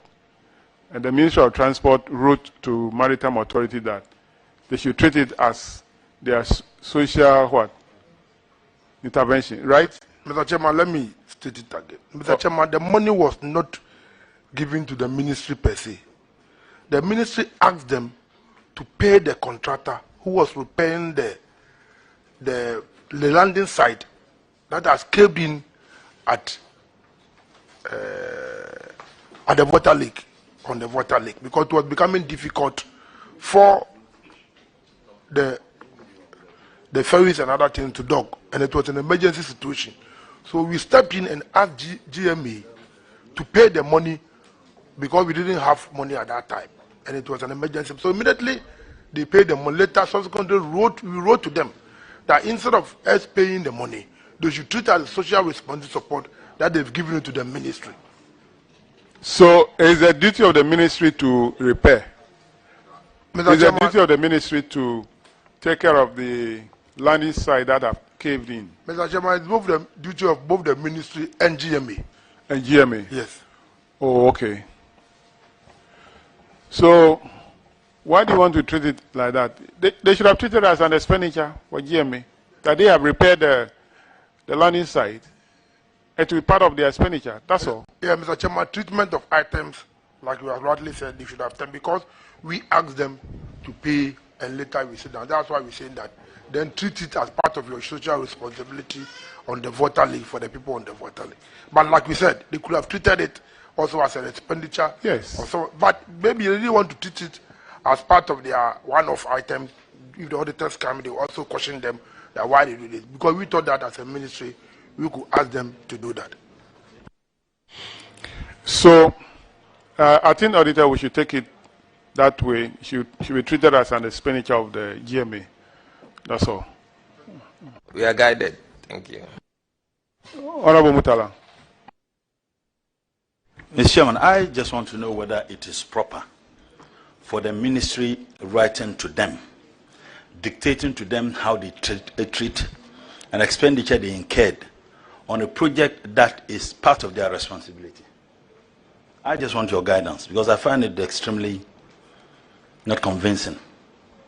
Why it has to take the ministry to write to them, directing them, or perhaps instructing them to treat an expenditure which is their part of their responsibility anyway. Because the minister's response, when you ask him whether it is the ministry's responsibility or the institution's responsibility to incur that expenditure, he said both. So why must it take the minister or the ministry to write to them, asking them to treat it as their social responsibility? Thank you very much, Mr. Chair. Mr. Chair, I have said that it was an emergency. At that time, they haven't budgeted for it in their expenditure for the year. It was not part of the expenditure item. That is why, as an authority, as a ministry, which is GMA is part of the Ministry of Transport, there that they perform different functions. We asked them that, look, we are having a difficulty. Can you do this? Then later, but Mr. Chairman, I think I will take guidance from your side. Maybe later on we should have asked them that you can treat them as part of your expenditure. Or by we thought that in order for us, for them to defend it and say that, look, we did not budget it, we didn't budget for this. But it was an extraordinary item that came from the ministry. That's why we say that, can you treat it as part of your social responsibility on the water leak? No matter how they describe it, it's an expenditure. So it will go into their total expenditure, whether it's social responsibility or their main expenditure type or item is part of the expenditure. So that shouldn't delay us. Let's move forward. Let's go to paragraph 2082. Honorable Bauer. Thank you, Mr. Chairman. That paragraph deals with procurement issues, and it's GMA procured a contract for the award of vessel traffic information management system at a contract sum of 647,815 euros, and then without following laid down procurement practice. And these, there are a lot of procurement breaches that the auditors have cited. Notable among them is sole sourcing without seeking PP approval. And then a whole lot of them. In the end, there are about 6 or 7 procurement breaches. And the auditors concluded that they recommend that the management of GMA should be sanctioned in accordance with Section 92 of the Public Procurement Act, Act 663 as amended.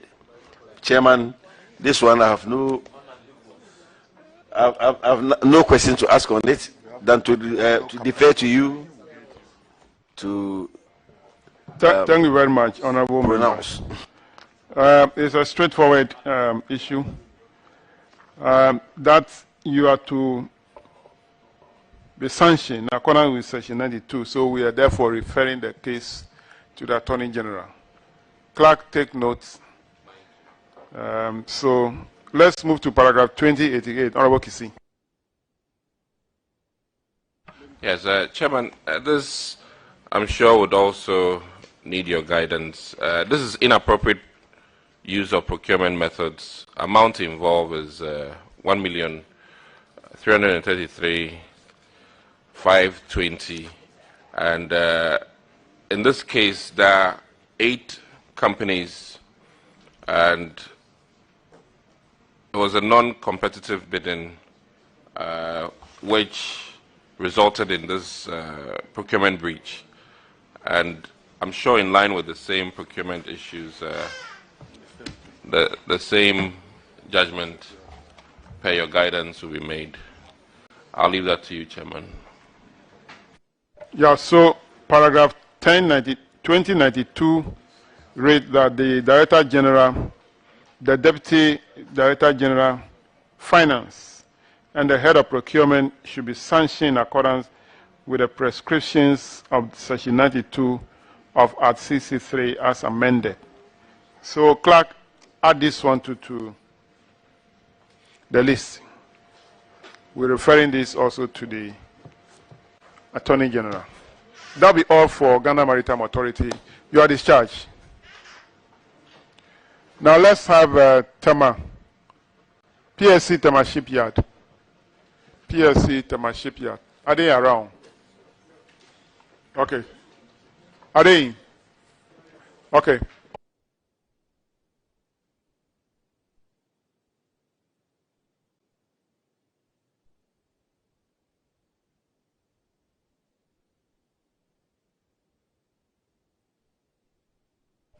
Kindly introduce yourself. Dr. Alexander Yawaduse Jr., CEO of Tema Shipyard. All right, so we'll go to paragraph 1985. Honorable Mutala. Thank you, Mr. Chairman.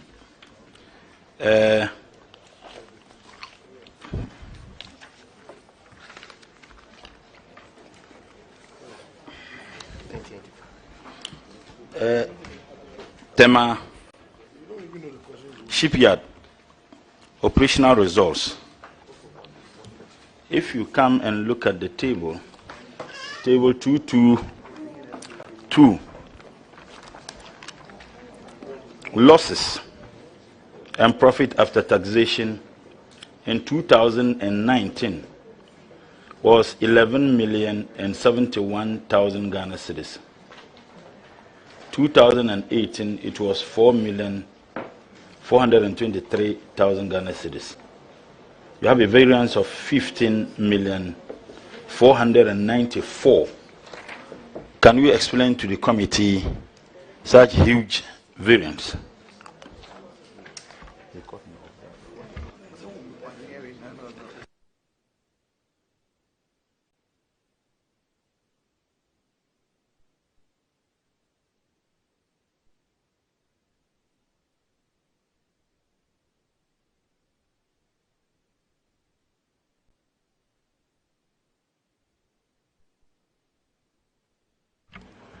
Yes, Mr. Chairman.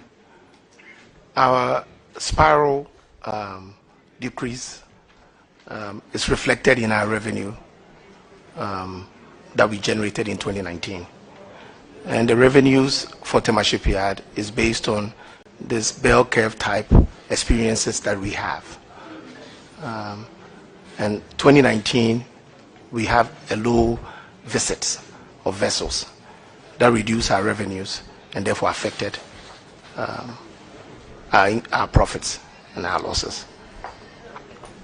What explains the low visits of vessels in 2019 as against the previous years? Our challenges as a shipyard has always been with lack of retooling, and those challenges have affected our efficiency rating. And for that reason, until such time, which now we've put certain things in place to ensure that we can encourage visits. Vessels that are coming demands quick turnarounds, and the quick turnarounds is based on retooling and machinery. When we say retooling, what do you mean? Tools to work. Who's asking? Mr. Minister, could you allow him to answer the question? Equipment. Equipment with regards to cranes, forklifts, other machinery in the engineering facilities, pump for the docks, of which we have had opportunity to replace one, and we are continually upgrading some of the things that we have in place, which are obsolete. Were these challenges made known to the ministry? Ministry is aware and is helping us. Were they made known to the in fact, were they made known to the minister? Yes. Yes. Mr. Minister, I'm asking him. Not you. No, I'm asking the minister. If I want him to confirm, I would ask him to confirm. Were they made known to the minister? It has been known to the ministry, and the ministry has helped to retool us in different forms. So you made it known to the minister? They are aware. And what actions were taken to address the challenge? At least our pump has been, one of our pumps have been replaced. Equipment has been given to us to operate from GPHA without payments, and that has helped us to improve ourselves to the extent that we are managing some of our own challenges. In fact, the ministry helped us to get support from government in our challenging times that we couldn't even pay salaries. So the ministry is very aware, and the minister has been very helpful to us to sustain ourselves. I hope you are not just patronizing the minister because he's sitting there. Mr. Chairman, I think the honorable member, I'm not comfortable with the word that the honorable member has used. I said I hope. But why can you hope? Can you withdraw this? Mr. Chairman, if he feels, can you, yes. Mr. Chairman, if he feels uncomfortable with me hoping, then I withdraw that. I'm not comfortable. I'm not saying that I'm not comfortable with hoping. I'm uncomfortable with the word patronizing. And so that's what I'm saying. If you're uncomfortable, no, you say hoping. I haven't withdrawn. I haven't said hoping. I said patronizing. You are saying that hoping. I'm saying that patronizing. You are talking about two. Oh, there are two words here. Yes. If the minister is uncomfortable with hoping of patronizing, then I withdraw that. Can I proceed? Mr. Chairman, I'll leave it to your judgment. Mr. Chairman. Honorable member, the minister is not comfortable with the word patronize. Can you withdraw? The word patronizing, withdrawn. Is my good friend happy now? So let me ask this question. If you check, in 2019, in fact 2018, the gross profit was 18,179,000 Ghana cedis.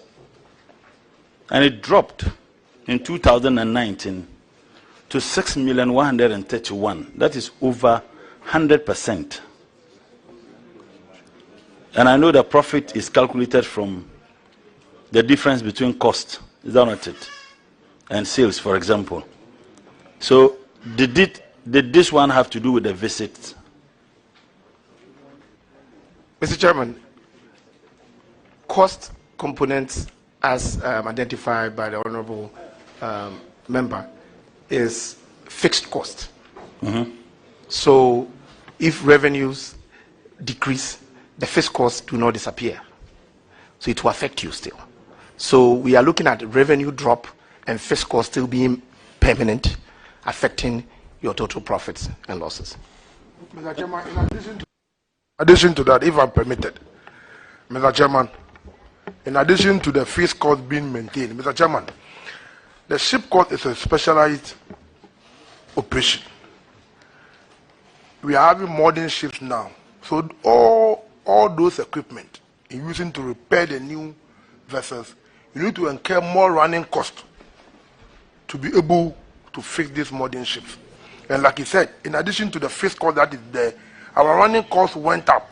That is why we made attempts of trying to replace this equipment. Anytime that we replace equipment, it must reflect as part of the cost of Tema Shipyard.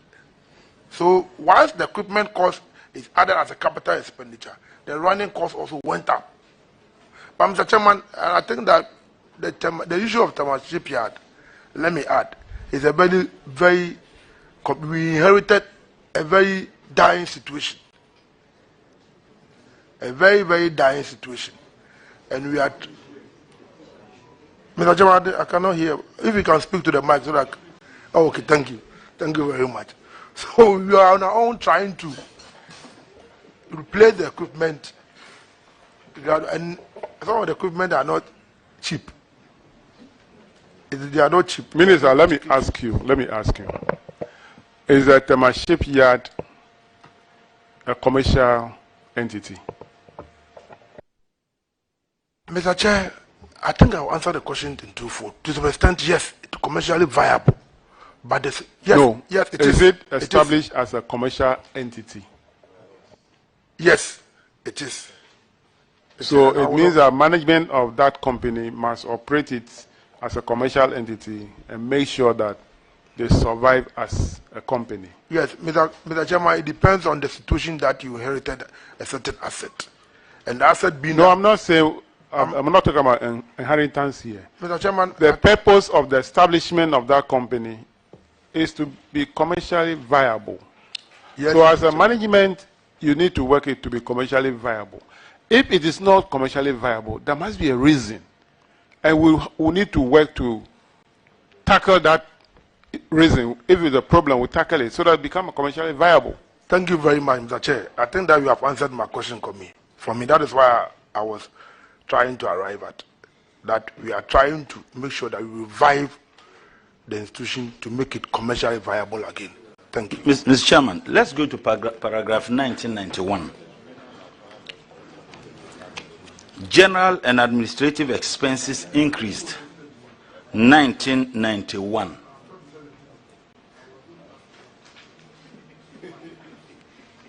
I won't ask you to withdraw.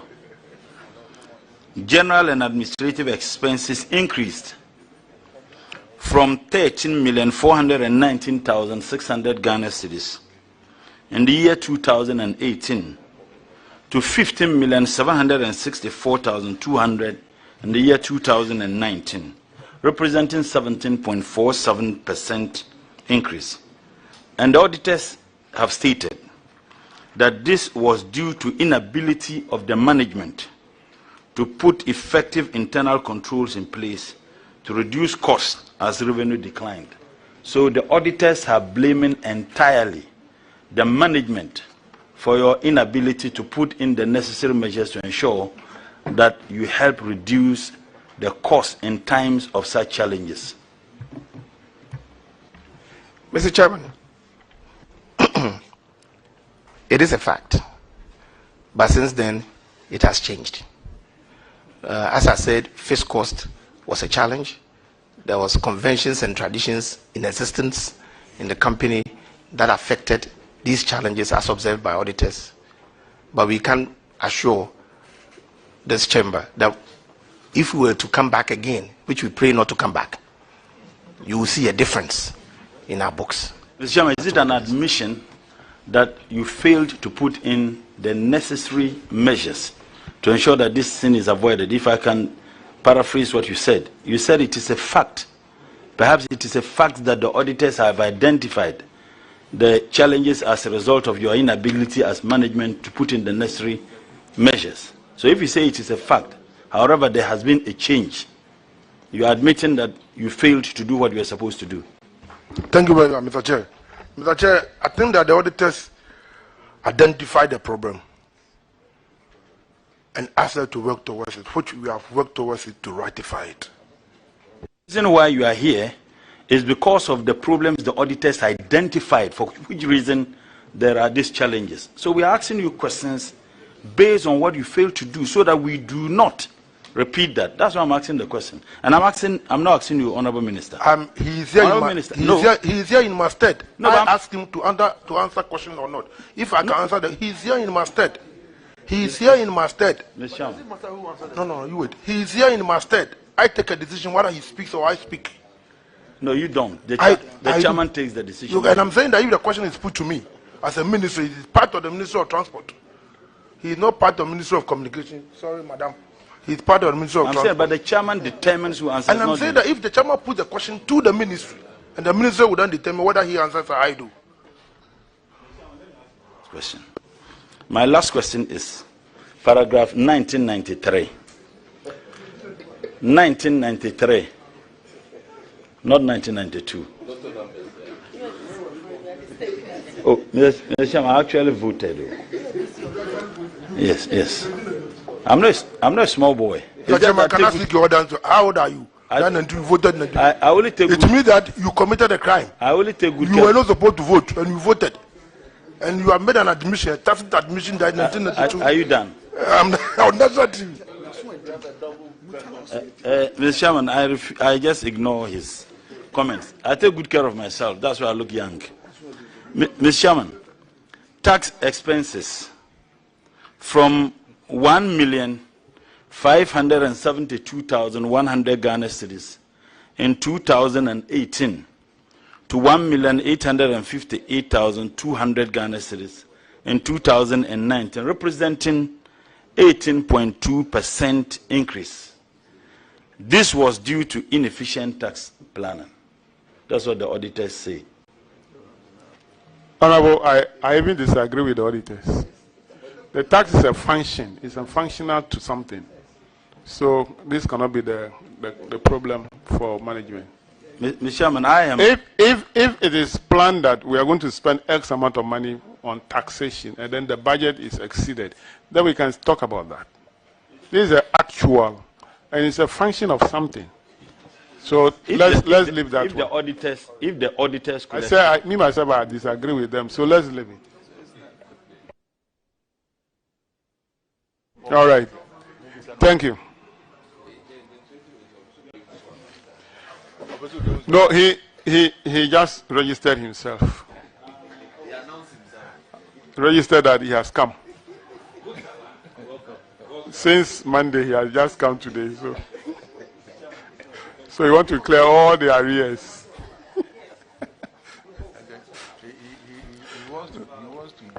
All right, so let's move to paragraph 2001.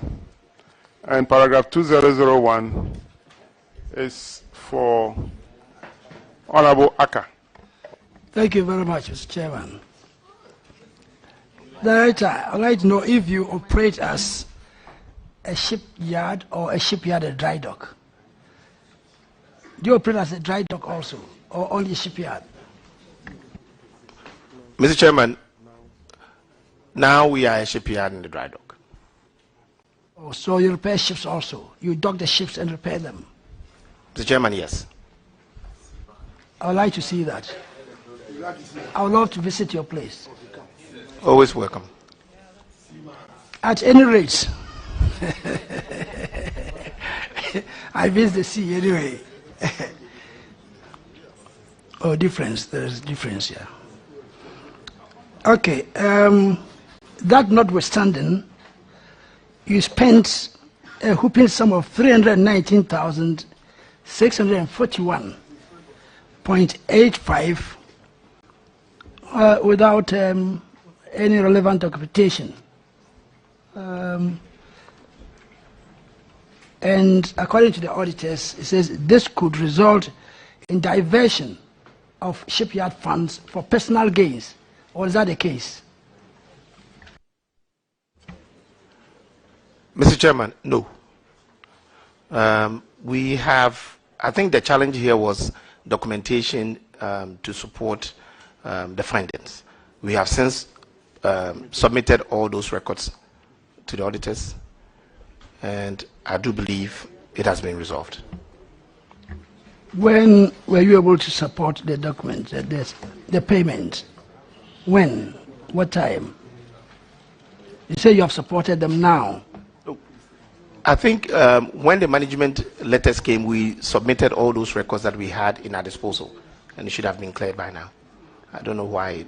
No, then it means the auditors erred, because if you had a management letter and you supplied the documents, then it means you cleared yourself. They shouldn't have added them into Auditor General's report. Is that not the case? But that, we will not be able to speak to that.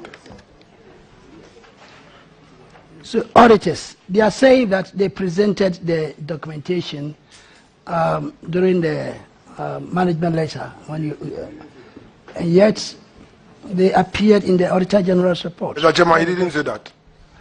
Okay, what did he say? He said that after receipt. He didn't say doing the management. He said after receipt, he supplied the document to the. He didn't say that it is when doing the management listing. He said after.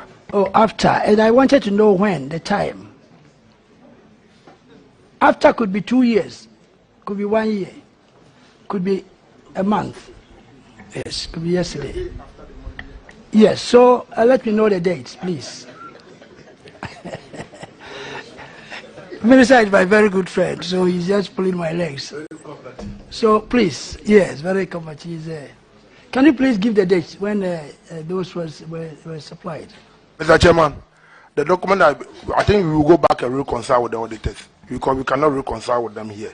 We will go back and reconcile the documents, which one they've received, which one they have not received from us, and we will report back. Yes, Honorable Member,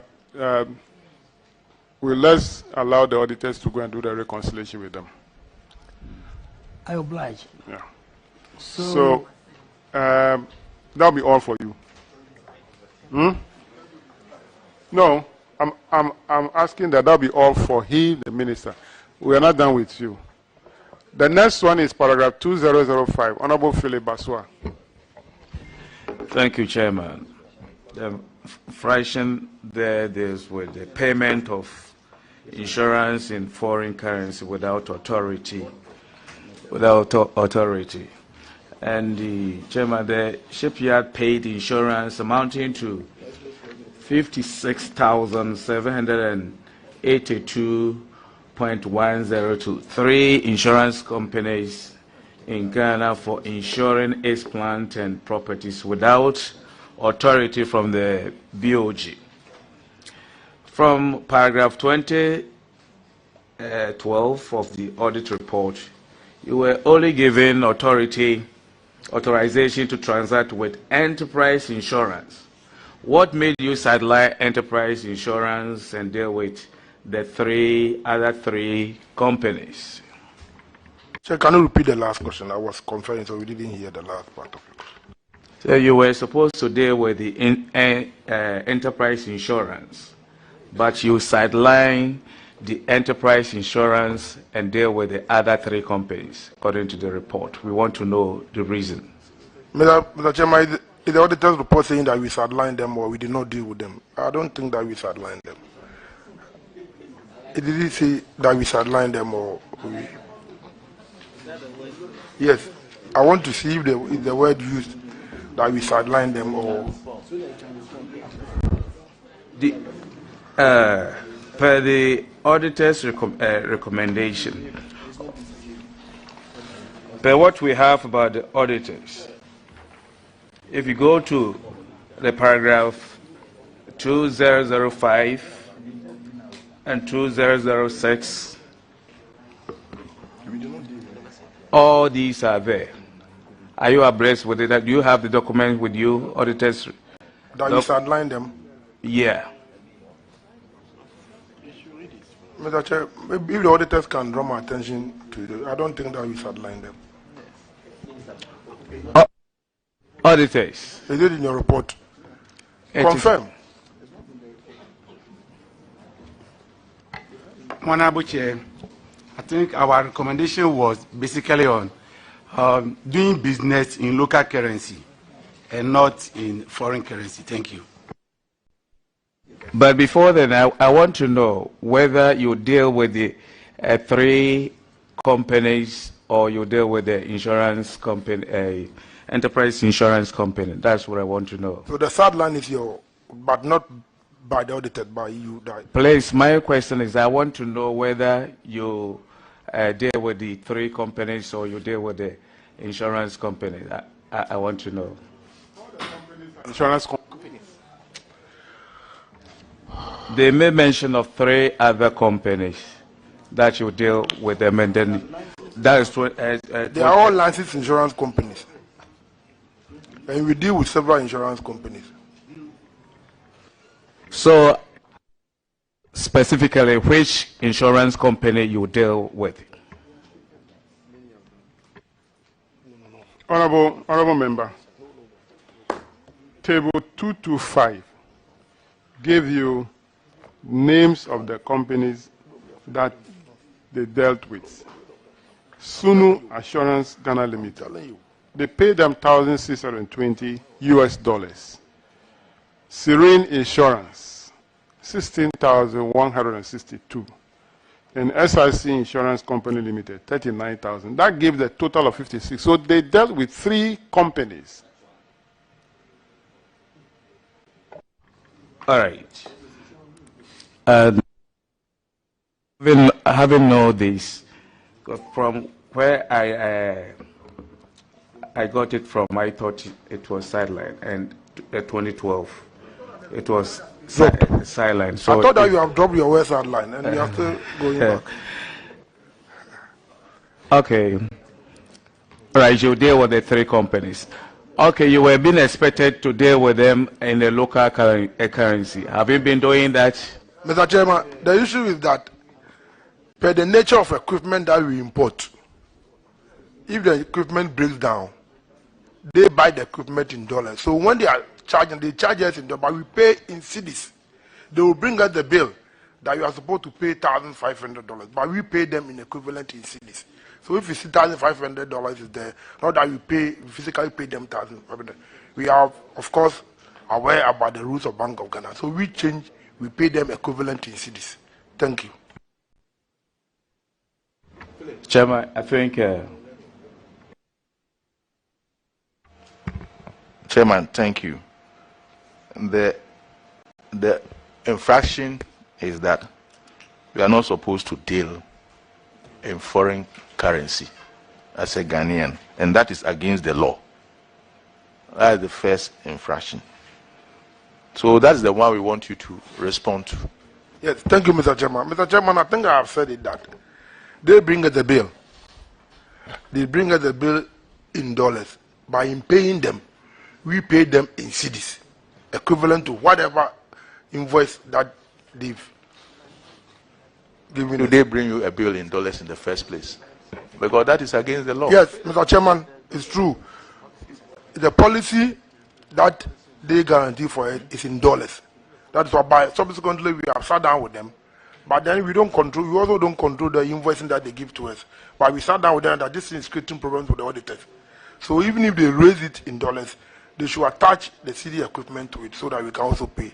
And we are doing that. But when they when they were bringing the distance in dollars, we were not paying dollars, we were paying in local currency. Can the auditors confirm that one? Honorable Chair, at the time of the audit, they were dealing in dollars. We were seeing dollars invoices, and that is where we cautioned them not to. And what about dollar payments? They were dealing in dollars. Paying in dollars? Yes, Honorable Chair. My understanding is that the invoicing was in dollars, but the payment was in cedis. But nevertheless, if you say you are dealing, they advise us that we should stop both processes, and since then we've spoken. Do you have dollar accounts? We do. We do because we do. It could be true that you pay in dollars. Mr. Chairman, we do contract for foreign companies and they pay us in dollars. So, but once they advise us, we stop the invoicing. So, the thing is that when you are going to insure your equipment, you also use dollar value, the city. That is why they charge you in dollars. That is it.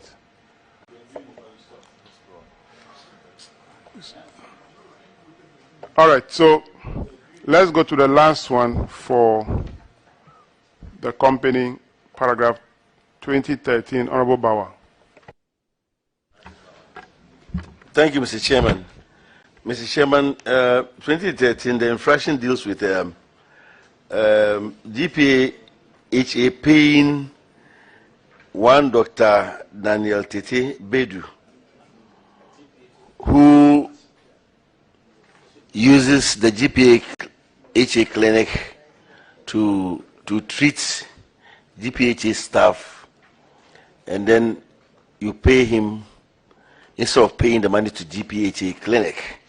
And the auditors have on table 226 outlined a number of PVs that this money is totaling 78,353.92 were paid. And they blame the anomaly on the absence of a policy document between management of the shipyard and the GPHA clinic on how issues of such nature should be managed. So in the first place, we need to get to find out from you whether you've now put in place a policy to deal with such issues when they arise. And the recommendation the auditors gave was that the finance manager should produce consent or authorization from GPHA clinic to pay the amount of 78,353.92 to Dr. Daniel Tetibadu, failing which the amount should be recovered from the said doctor and same paid to GPHA clinic. So, Mr. Minister, can you tell us how far you've dealt with this recommendation? Thank you very much, Honorable Member. I think, Mr. Chairman, it is true there was some confusion between GPHA and Shipyard because at a point in time, Shipyard was under the administration of GPHA. So some of these infractions occurred. And since they asked us we have put in place a policy document relating directly to the operations of the shipyard and that of the GPHA. So that policy, this thing has been put in place. And the second recommendation of getting approval from the listeners has also been done. So we've given it to them, Mr. Chairman. Thank you very much. So, Auditor General, can you confirm whether you've cited a policy document on how issues of treating staff of the shipyard will be done with and then also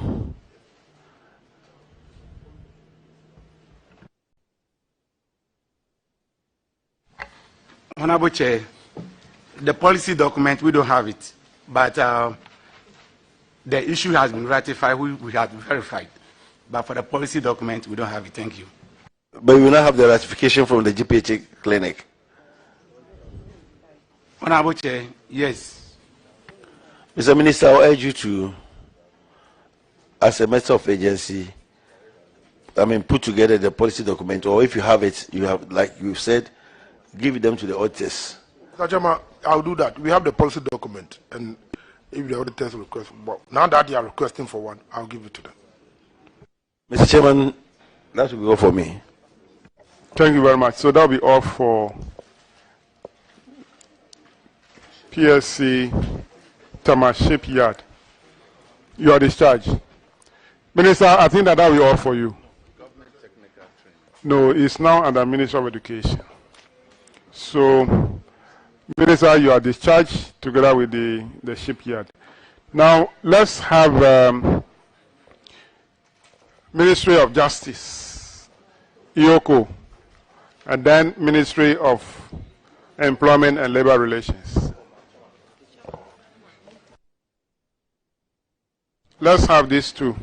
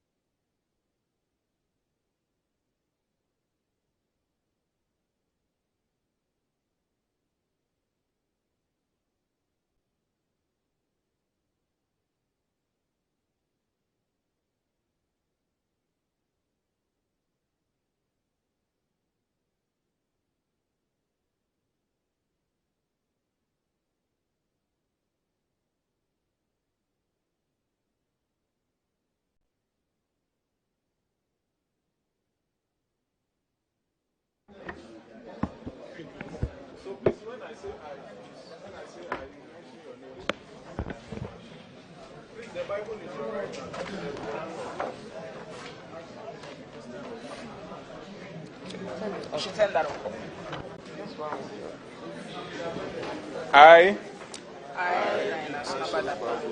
swear by the Almighty God that the evidence I shall give before this committee touching the matter in issue shall be the truth, the whole truth, and nothing but the truth. So help me God.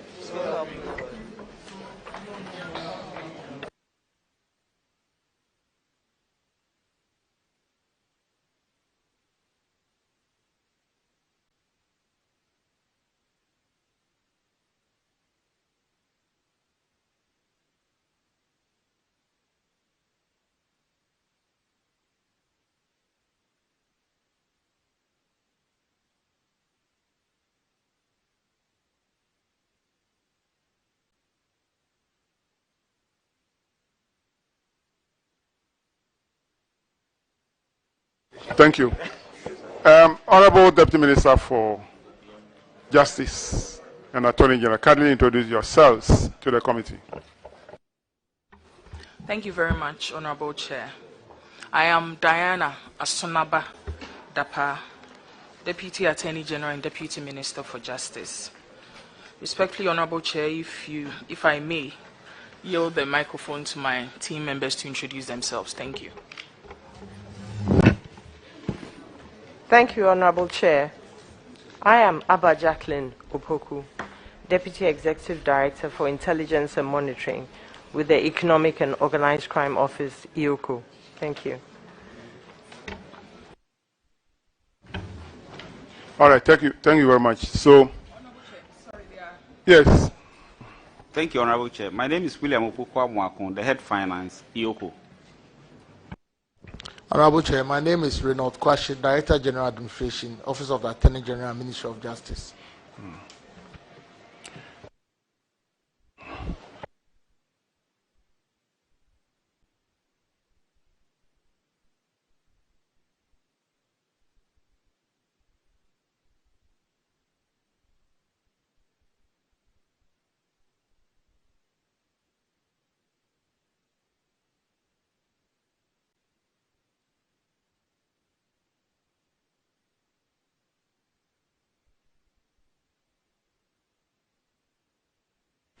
So, I got all the Deputy Minister. What is the head of the EOCO?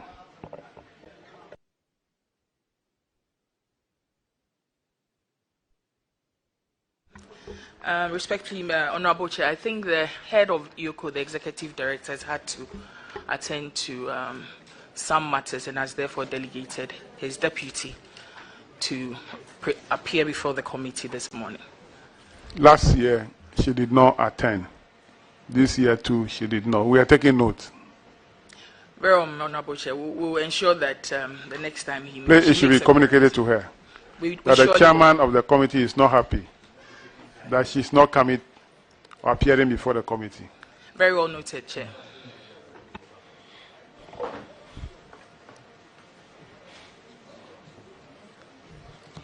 So, we'll go to 1527 of the reports page, no, paragraph. There is some numbering error, but we'll manage it.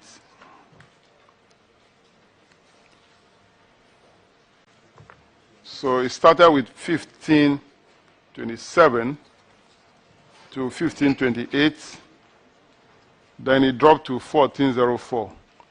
But we'll manage it. Now, if we take the 1587, it's about operational result of EOCO.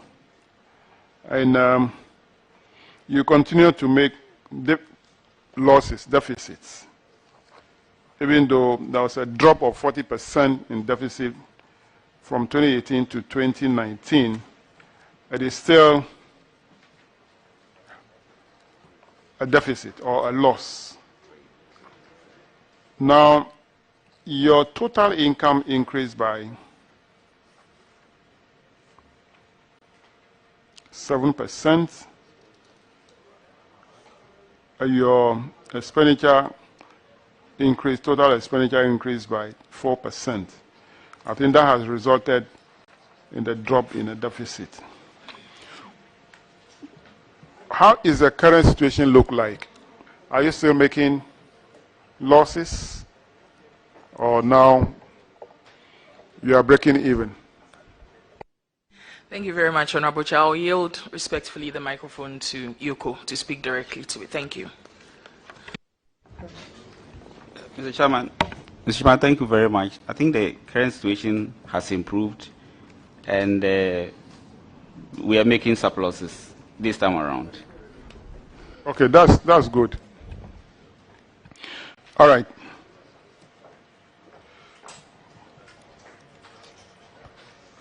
Let's go straight to paragraph 1411, ranking member.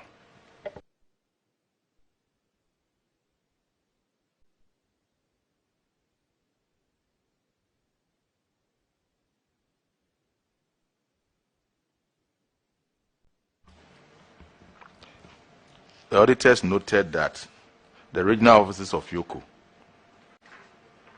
or the five regional offices, could not provide the land title documents to substitute ownership of the lands on which the regional offices are situated. The offices are Cape Coast, Ho, Koforidua, Kumasi, and Sunyani. And the recommendation is that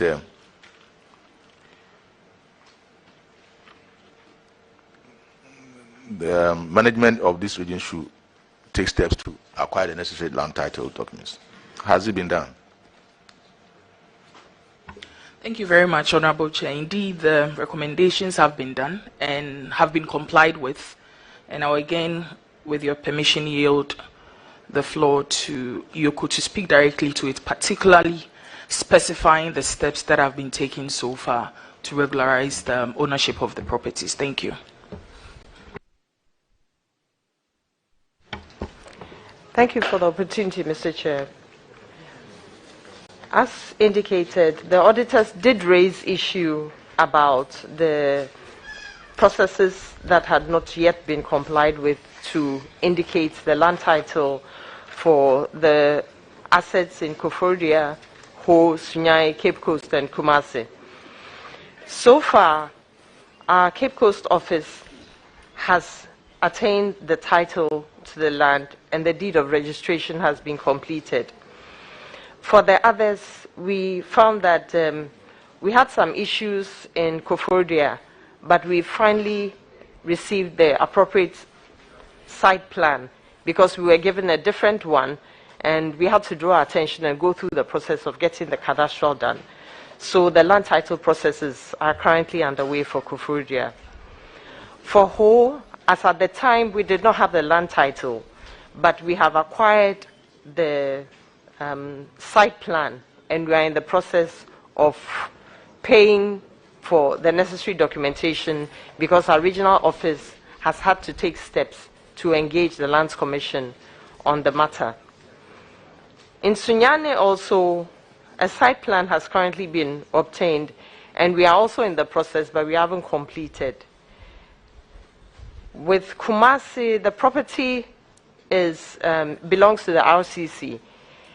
And even though we are in possession, RCC has given us the permission. We've also taken steps to make it fit for purpose. But we are still not gone through to be able to acquire the site plan, since the documents are still in the name of the RCC. So it's a work in progress, if I may say. Thank you, sir. Minister, I think the answer from the officer is contradicting what you said. I hope you don't realize that. Honorable Chair, I'm afraid I'm disinclined to admit that, considering that the report captured that there were no land titles, and the Deputy Executive Director had indicated that we have acquired, for instance, land title to the Cape Coast property. And then we've also taken further steps in procuring this, the site plans to enable us to pay the necessary amounts for the relevant documentation. So I believe that to some extent the recommendations have been complied with. Thank you, Chair. I don't want to argue with you, but let's leave it there. So, just to leave it there, because I'm sure you know that site plans are not line titles, and that is why I don't want to argue with you on that matter. Yes, please. Chairman, thank you. Flowing from the answer of the Yoko rep, it appears we are making a fetish of the processes leading to acquisition of site plan, not in respect of you alone, but a lot of state agencies. Site plans are the primary document any entity or person must have if you want to acquire land or property. It's one of the first things you acquire. And it's about engaging a surveyor, taking dimensions of the land, and producing a cadastral map for you. But it appears that officials will come here and we are taking steps to get site planned. So convoluted. So as a committee, we are worried about such process because you see, it paves the way for private entities to encroach on state lands and state property. So we don't want to have this next year when you come back here. Let's take steps, engage surveyors, get your site plan, get your deed of assignment, whatever it is done, then we can regularize title. That is why the auditors are flagging this in respect to a lot of entities. So let's do this properly and quickly. Chairman, thank you. Mr. Chair, thank you very much. I think the honourable member rightly makes imperative points on the site plan, but to also say that I think when we met Yoko, our concern was, as he has expressed, on the issue of encroachment. And then I found out that most of these properties that we're speaking about, not to say that we are in good company, are already in possession of Yoko. We have offices there, they are there, situated there currently and operating from these offices. And we find that there has been some substantial steps. In fact, I've just been given some communication that we've had with the regional offices and the Land Commission. So rightly to state, but to also put on records that, in fact, the risk of the encroachment is not as high as we see in the case of Yoko, because I was particularly also worried and found that they are indeed in residence on these lands. But very well noted. Thank you, Chair. All right. So next one is paragraph 1529, Vice Chairman. Thank you very much, Mr. Chairman. We are talking about failure to recover crime proceeds from suspects. And this is 112,593 Ghana cedis. And there's a tall list over here. And Iyoko, the regional director, explained that the regional office does not have the legal expertise to prosecute suspects to recover monies from them. That's Iyoko talking. The auditors recommended the regional director to liaise with the legal unit at the head office to help them to prosecute and recover monies from the suspects. What is the status of these amounts now? Honourable Chair, if I heard you correctly, what's the status of the amounts? As to the collection. As to the collection. My Lord, Honourable Chair, may I respectfully again yield the floor to the Yoko officers to speak to that. Again, at the risk of incurring the Honourable Chair's wrath, some steps again have been taken, some monies have been recovered, but I'll leave it to Yoko to particularize and speak to them. Thank you. Thank you, Mr. Chair. Mr. Chair, the amount outstanding, the amount initially was about 190,000, and this was from various agencies and individuals within a number of institutions. Eventually, our regional office engaged the Attorney General's Department in WA, and with his support, demand notices were issued, failing which we were to proceed with the prosecutions. After that, the amount reduced from 112,593 Ghana cedis and 84 pesos to 54,850 Ghana cedis and 74 pesos. So from 190,000, it reduced to 112,000, and currently the outstanding balance is 54,850 Ghana cedis and 74 pesos.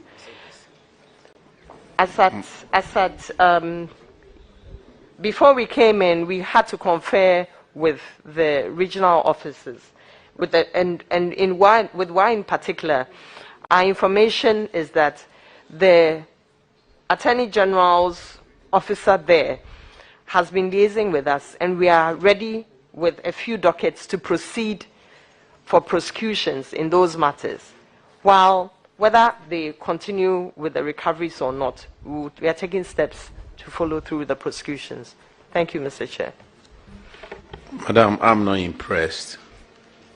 We are in 2023. How much is outstanding?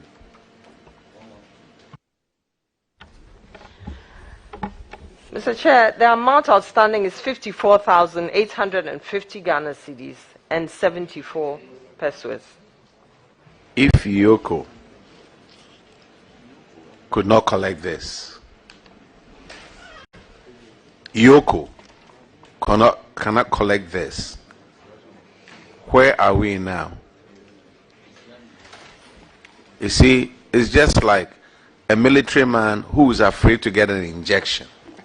If he's afraid and he's crying, are we in good hands? Mr. Chair, respectfully,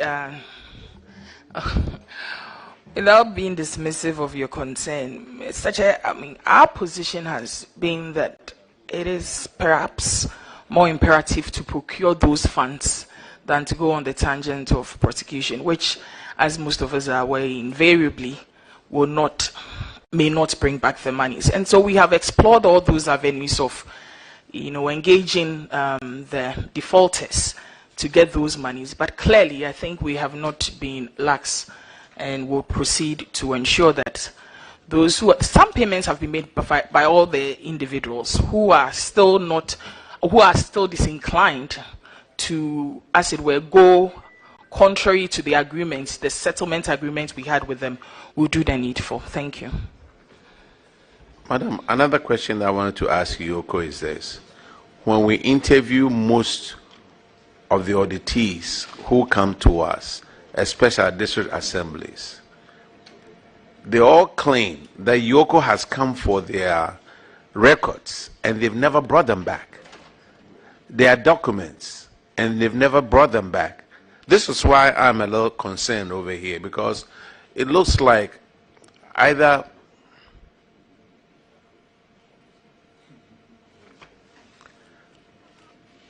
let me reserve my comments. Look, it's either we don't care about the documents, or we don't know what to do with the documents. And if it's Yoko, we would expect a higher standard.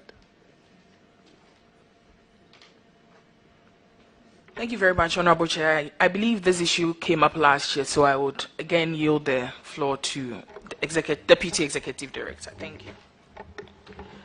Thank you, Mr. Chair.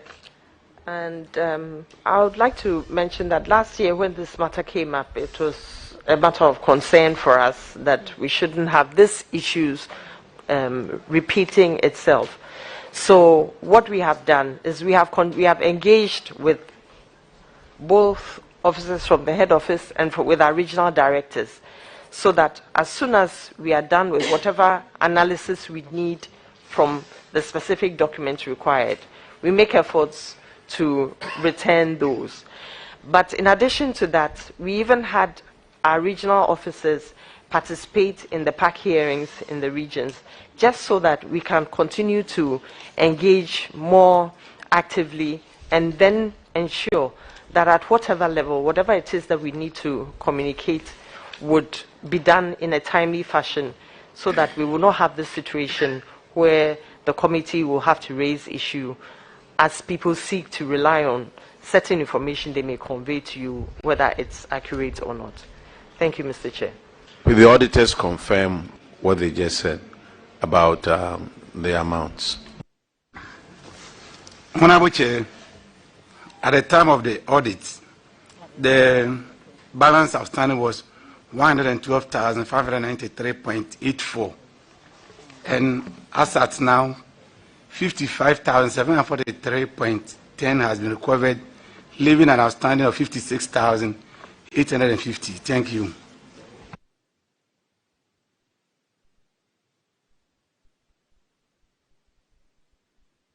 Honorable Roxy. Chairman, thank you very much. Like the Vice Chairman said, we expect higher standards from YOCO, because YOCO is one of the vanguards of dealing with leakages and seepages within the public sector. Now, I am particularly worried by the comments of the auditors in paragraph 1531 at page 340 of the report.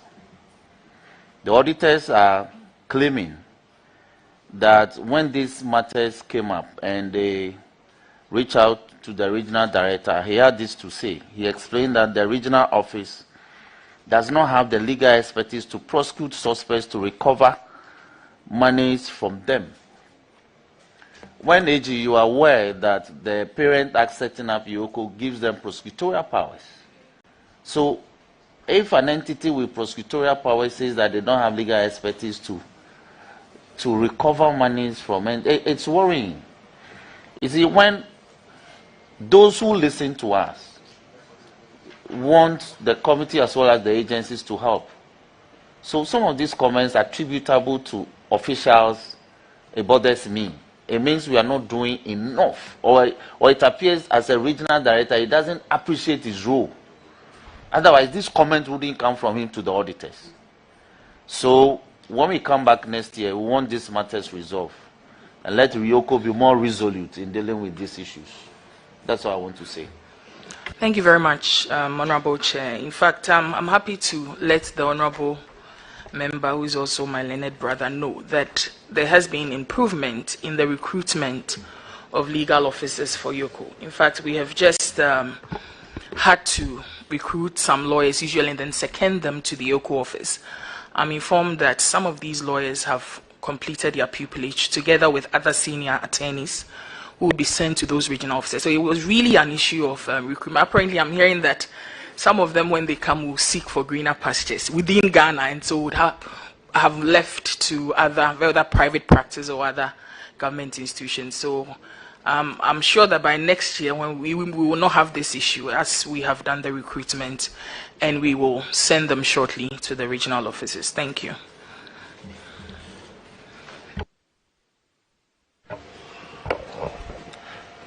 All right, thank you very much. So that will be all for YOCO. Honorable Minister, you are discharged. Thank you very much, Honorable Chair. Except to say that I also had some childhood in Tajewu. So when you mentioned, Tajewu, yes, I used to attend Apostles Revelation Society. Oh, so you'll be coming to Tajewu? Yes. So and Ovenu prayed for me when I was in the womb. So okay, I'm happy. Great. You are the MP for that area. Thank you very much. Thank you. That's my constituency, actually.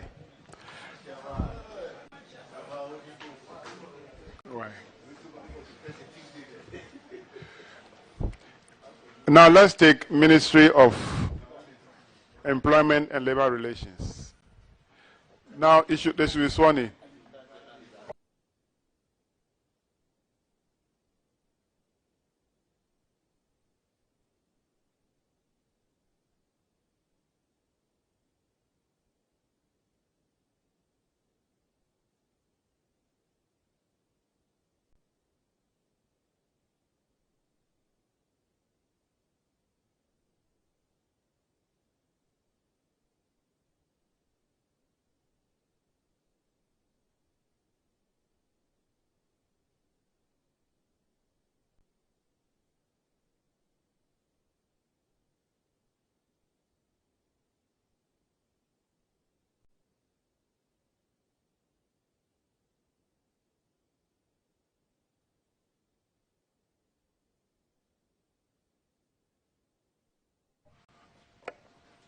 Clerk, can you swear them in? Have they been sworn in? Good. Honorable Minister, have you also been sworn in? Yes, Mr. Chair. Okay. Kindly introduce yourselves to the committee. Mr. Chairman, my name is Ignatius Bafo. I'm the Sector Minister for Ministry of Employment and Labor Relations. I will leave the rest of my team members to introduce themselves. Yes. I'm Kizito Balance, the Chief Director for the Ministry.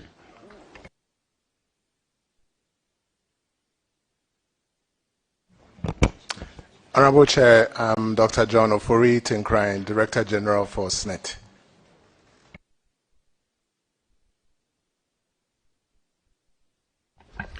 Honorable Chair, I am Michael Addo. I'm the Deputy Director General in charge of Finance and Administration. Honorable Chair, I'm Kofi Osafo-Maafo. I'm Deputy Director General in charge of Investments and Development. Honorable Chair, I'm Jesse Ollins-Lindsay, General Counsel. Thank you. So, Kofi Osafo-Maafo, you are the Deputy General, right? Deputy Director General. Sir. And then we have Deputy Director Specifics. Yes. If there's a general, there will be specifics. No, Deputy Director General for Investments and Development, sir. For Investment and Development, okay. All right, thank you very much. You are welcome. Before we even start, the issue about the Sector Minister for Snit, the last time we came, you came here, it was on an issue that we asked Director General to go and do something on it. Can you brief me, if you have worked, and then tell me who is the Sector Supervising Minister now for Snit? Start, Director General will come to the Minister himself. Yes, Honorable Chair, yes, the last time we were here, you raised that issue, and I told the committee that the matter was before my board chair. Honorable Chair, I'm happy to report that we've made significant progress on that. So since the Minister is here, with your permission, I'd like the Minister to take off from my submission. Honorable Minister, kindly take over. Thank you, Honorable Chair.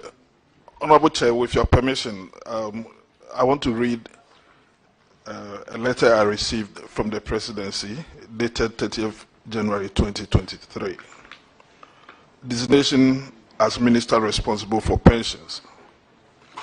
Pursuant to Section 211 of the National Pensions Act 2008, Act 766 as amended, I hereby designate you as the Minister responsible for pensions with immediate effect, which means you will be responsible for the National Pensions Regulatory Authority, NPRA, and the Social Security and National Insurance Trust, Snit. I take this opportunity to congratulate you formally on your designation. It is my hope that you will carry out the duties imposed on you under Act 766 diligently, and that you will oversee the successful implementation of its provisions. Yours sincerely, signed, Nana Addo Dankwa Akufo-Addo, and addressed to Honorable Ignatius Bafo, MP, Minister for Employment and Labor Relations, Accra. Thank you very much. That's very refreshing. That now we can say that when we call Snit, Snit now has a minister who can lead Snit to appear before us. So we are grateful. We want to thank Director General and yourself, Minister, and congratulate you for being given that responsibility. Thank you very much. Thank you, Mr. Chairman. So now let's go straight to your issues. And the first one is your operational results in paragraph 1795 of the report. And in that report, your performance in terms of operational result, you continue to make losses. In 2018, you made 442 million Ghana cedis loss. And in 2019, the loss increased by 6.8% to 472 million loss. So you continue to make losses. Now, how is the situation like as of 2021 and 2022? Has it changed or it remained the same? Honorable Chair, I will want to defer to the Managing Director so that he will answer. Yeah, thank you very much, Honorable Chair. Honorable Chair, your observation is correct. Yes, 2018, we recorded a deficit, a net deficit, and same in 2019. Honorable Chair, the auditors also recognize that we had an increase, a marginal increase in revenue, but the biggest part of our expense, which is the direct expenditure, which is the pensions that we pay, went up significantly. They also noted, Honorable Chair, that our operational expense in paragraph 1800, actually the administrative expense went down, decreased by 18 million Ghana cedis, which is about a 6.3% fall in administrative costs. Honorable Chair, what led to these losses in both periods were shortfalls that we experienced from the anticipated remittances from the Controller and Accountant General in respect of public sector workers' contributions. Honorable Chair, I am happy to report that in 2020, we recorded a surplus of about 1.1 billion Ghana cedis. So basically, the two surpluses have been wiped off, and the 2021 recorded a marginal deficit of about 302 million. And 2022 is actually going to be a surplus. So, Honorable Chair, that is where we are. Now, your curve is going up and dropping sharp and rising up again, and it doesn't look good. It's going like this. It's not even. Yes. Or steadily up like this. This way, it's going to be a one-off transaction that resulted in a surplus of over 1 billion in 2020. And that transaction wasn't there in 2021. That is why you resulted in deficit of 300 plus. So there must be a reason why you made that big surplus in 2020. And it's one-off. It doesn't look good. Yes, so Honorable Chair, the way the Snit accounting is done on a cash basis, a modified cash basis. The accruals from contributions are not recorded in the accounts. It's kept, quote unquote, off balance sheet. Okay. So there are accruals that have occurred which has to be remitted by the employers. And those accruals, we pursue them to get them paid. So, Honorable Chair, we have private sector accruals, and then we have public sector accruals. And it is the public sector accruals which is a bit challenged. So that is the ones that we need to pursue. So those of us who are in the public sector, government is not paying our Snit contribution on time, won't it affect our pensions? Honorable Chair, the short-term answer is no, because if you retire today, we would not say that your contributions have not been remitted as long as it's been filed and acknowledged by your employer that you were working. So we would go ahead and pay you everything that is due you. What would happen though is that if this continues persistently, there's going to be a time where we wouldn't have the cash to pay. Yeah, okay. Once it will not affect the individual entitlements, it will affect your ability to honor your obligations. That's correct, sir. All right. Thank you. Let's move on to the next one.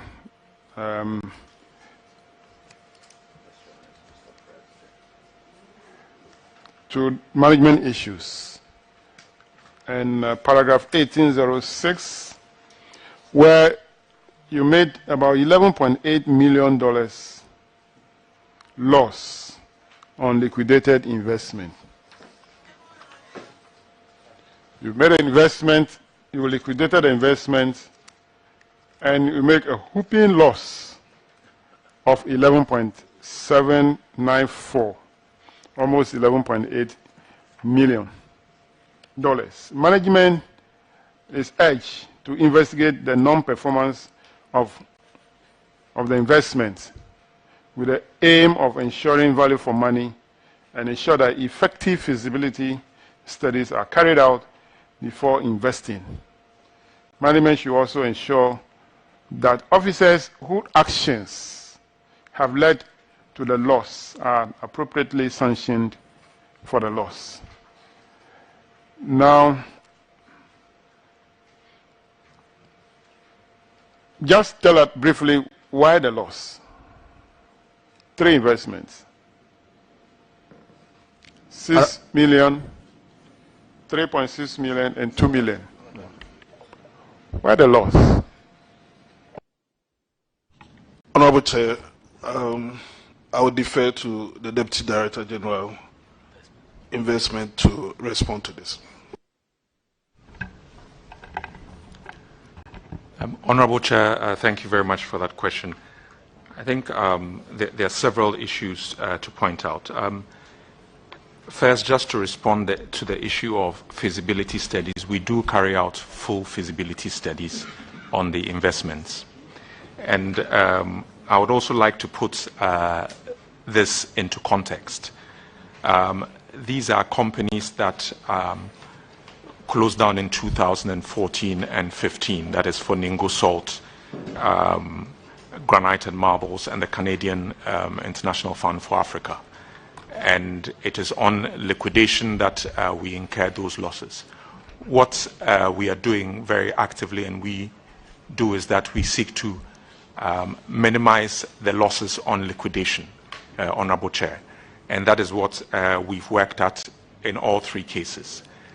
In the case of Ningo Salt, the situation that arose was that the market conditions for Ningo Salt changed. They were selling iodized salt to Unilever, and the pricing went bad. Indebtedness became an issue, and also the plant faced problems, and the effects compounded. And that is how they arrived at that situation. What we did there was that we essentially recovered our loans from EcoBank, and that minimized the loss there. In the case of the Canadian fund, we retrieved about 2.8 million or so of the funds from that fund. And in Granite and Marbles, we got back our social security contributions. So, Honorable Chair, in this case, just to put into context, these are companies that went defunct, but we've sought to minimize the losses to the trusts. So the total investment of 14.7, the figures we mentioned now, when you take it off from the 14.7, is a balance the 11.7, Or yes, that is accurate, Honorable Chair. All right.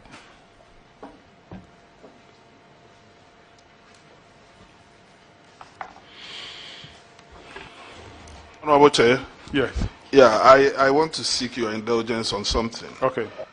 If you recall, when we came here last year, these same issues came up. And like he said from his answer, these were actions which were taken way back in, say, 2014, but it continues to appear in the report every year. At our level, we've been discussing what it is that we have to do, because it is in the books. It has actually no value now, and it continues to reoccur. So we want to seek the advice of both the auditors and your committee on how we should proceed. If you say it's in the book, you mean this is been recognized, hasn't been recognized as losses in the books of the Snit? If it's recognized in the books of Snit as losses, it will be treated in a year the transaction took place, and that will end it. Why should it remain in the book? Honorable Chair, liquidation is complete and therefore it has no value in our books. Yeah, so you don't have this in your book again as standing in the books of Snit. You don't have it again. Honorable This company Chair, have been liquidated. There are no more investment in your records. Honorable Chair, in our books, they are not in our books. All right, so that will end it. So after this report, we don't expect this one to appear again, these particular companies in any other report again, unless it is already captured in 2021 report. If it is there, we'll talk about it. But we don't expect that from 2023 report, it should appear in any other reports.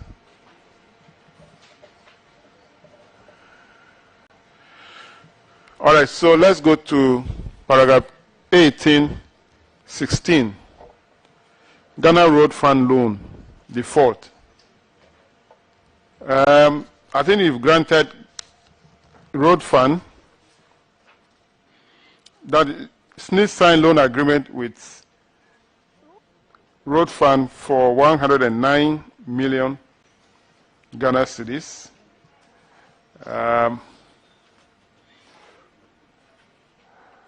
The auditors noted that the review of the loan files that Ghana Road Fund defaulted in paying the 109, resulting in an outstanding loan balance of 146. So that is the loan plus the interest as of December 2019. Management is urged in consultation with the Ministry of Finance and Ghana Road Fund to enforce paragraph 11.0 of the loan agreement, which requires attachment of road fund accounts at Bank of Ghana and GCB to recover the money. What action did you take? Mr. Chairman, once again, I will want to defer to the Deputy Director General in charge of investment. Honorable Chairman, the action we've taken on this is that we've been in constant dialogue with the Ministry of Finance to recoup those sums. And at the last meeting that we had, we got a response back from the Ministry of Finance and agreed on a sum of 174,648,401 in settlement for the amount. That was the proposal that we sent to the Ministry of Finance. We have received a response from them which says that they will essentially revert to us. But we have been in continuous dialogue with the ministry in trying to get those sums repaid, Honorable Chairman.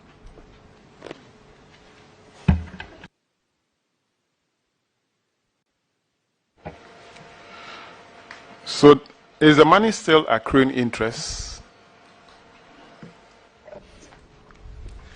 Honorable Chair, as the answer now is no, because when we had that meeting at the ministry, in fact, the Snit board decided that we have to draw the line and give them a bill to settle. So we agreed on that negotiated bill of 170-something odd million Ghana cedis to which the minister has written to acknowledge and said he is making arrangements to make payment. So at the moment, the amount that we are expecting to be paid is what we agreed on. And that amount included interest that had accrued up to the time the settlement decision was made. When was the settlement decision taken? Honorable Chair, I believe it was maybe third quarter last year, 2022. Oh, okay, third quarter 2022. Yes. Now, if the ministry defaults or default in honoring the promise, is there a clause in that agreement to open up again for the money to accrue interest? Honorable Chair, unfortunately, there's no such clause. So if they don't pay in 2-3 years, the value will go down. Don't you think so? Obviously so. But Honorable Chair, I think the onus is then on us to continue to remind the ministry that this payment needs to be made ASAP in order to preserve the value of the money. So clerks, take note of this particular infraction which you are working on, and then take account of the responses given by the ministry. So paragraph 1823, Honorable Roxanne. Chairman, thank you very much. Snit is another damning observation by the auditors. The auditors observed that as much as 140 million and more were uncovered from your trial balance as being GOG's portion of the student's loan. Now, their worry is that it couldn't provide sufficient evidence supporting that indication in your trial balance. And so this was an observation, Chairman, in 2020. Now I want to find out in January, now we are in February, today's 1st February 2023. Have you been able to provide sufficient evidence in support of that indication in your trial balance regarding this amount of money? Thank you, Honorable Chair. Honorable Chair, I want to defer to the Deputy Director of Finance and Admin. Honorable Chair, I'm pleased to report that yes, we have provided the information the auditor requested. We retrieved that from our archives and provided all that information to the auditor, which they have acknowledged receipt of. Now, before I get to the auditors, they indicated from as far back into time as 1989 up to 2013. So if you are telling the committee that you've been able to retrieve all this sufficient evidence, then let me, auditors, do you have copies of these documents and verify them? Honorable Chair, yes, they provided those documents and we verified them. Now, the other observation by the auditors is that you could lose this amount of money. What is the state of recovery of this amount of money from the government? Because this is the portion that government is supposed to bear as part of the student's loan. So how have you fared in terms of retrieving that from government? Honorable Chair, on our part, we continue to dialogue and communicate with the Ministry of Finance on this indebtedness, and we do that monthly. Dialogue. Have you succeeded in getting something at all? Honorable Chair, as part of the indebtedness of government to Sncet, we have had a few meetings with the minister, which the minister has presided over.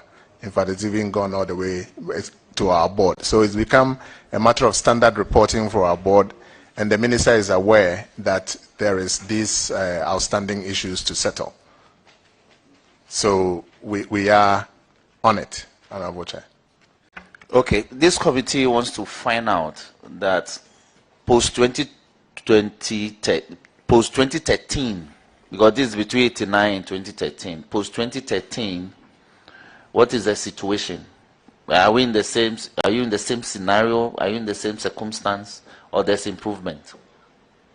Honorable Chair, as to the government portion of the student loan. In respect of the government portion of the student loan indebtedness that is accrued on the books, none of it has been paid since inception. So, and that is what we have now documented and put before the minister. So this is much more than the 140 million the auditors observed. Yes, Honorable Chair, if you were to add interest, the number is bigger than the 140, because the 140 is... It's actually for that period, 89 to 2013. Yes, per the schedule that you've seen, yes. Those monies were due in those periods. Yes. Yes, so we are having that conversation, Honorable Chair. Chairman, I think we should take note of it and make some proposals. It's because it will affect their operations. Future beneficiaries may suffer. They may not be given the facility if this situation persists.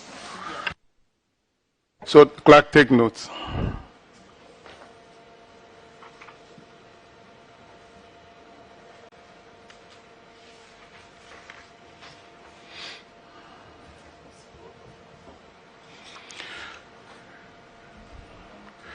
The next one is paragraph 1834, and Vice Chairman will take it. Thank you very much, Mr. Chairman. We are talking about failure to transfer divestiture proceeds from the exit of Subri Industrial Plantation Limited to the trust. This is to the tune of $626,522 US. What is the status of this thing now, this amount now? Honorable Chair, we haven't received that money yet. Again, just to put it into context, the divestiture took place in 2012. We have pursued it with the Ministry of Finance, who have directed us to SIGA, and we have pursued it with SIGA as well. SIGA have asked that we provide further information, including the proof of ownership in the shares and the valuation reports that were undertaken at the time. We have done that and sent it to them, and we will continue pursuing it, Honorable Chair. When did you send it to, is it SIGA? When did you send it to them? We did so in the last month, sir. Oh, last month? Yes, very recently, sir. Oh, okay. Yeah, because, yeah, I see that you wrote a letter over here, March 7th, 2018. And by the Deputy Director General of Investment and Development, requesting the Honorable Minister of Finance to transfer the proceeds. See, paragraph 1836 is very instructive. It said the inadequate effort by management coupled with the unwillingness of the Minister of Finance to transfer the proceeds to the trust caused this anomaly.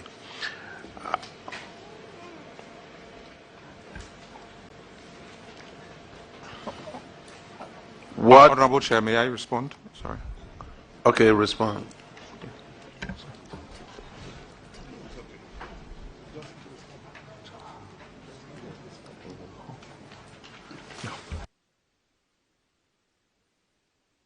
Oh, Minister, I thought I was going to get some information. No, I thought this was a comment you made. It was not soliciting a response. If he's ready to give a response, the whole country is waiting for it.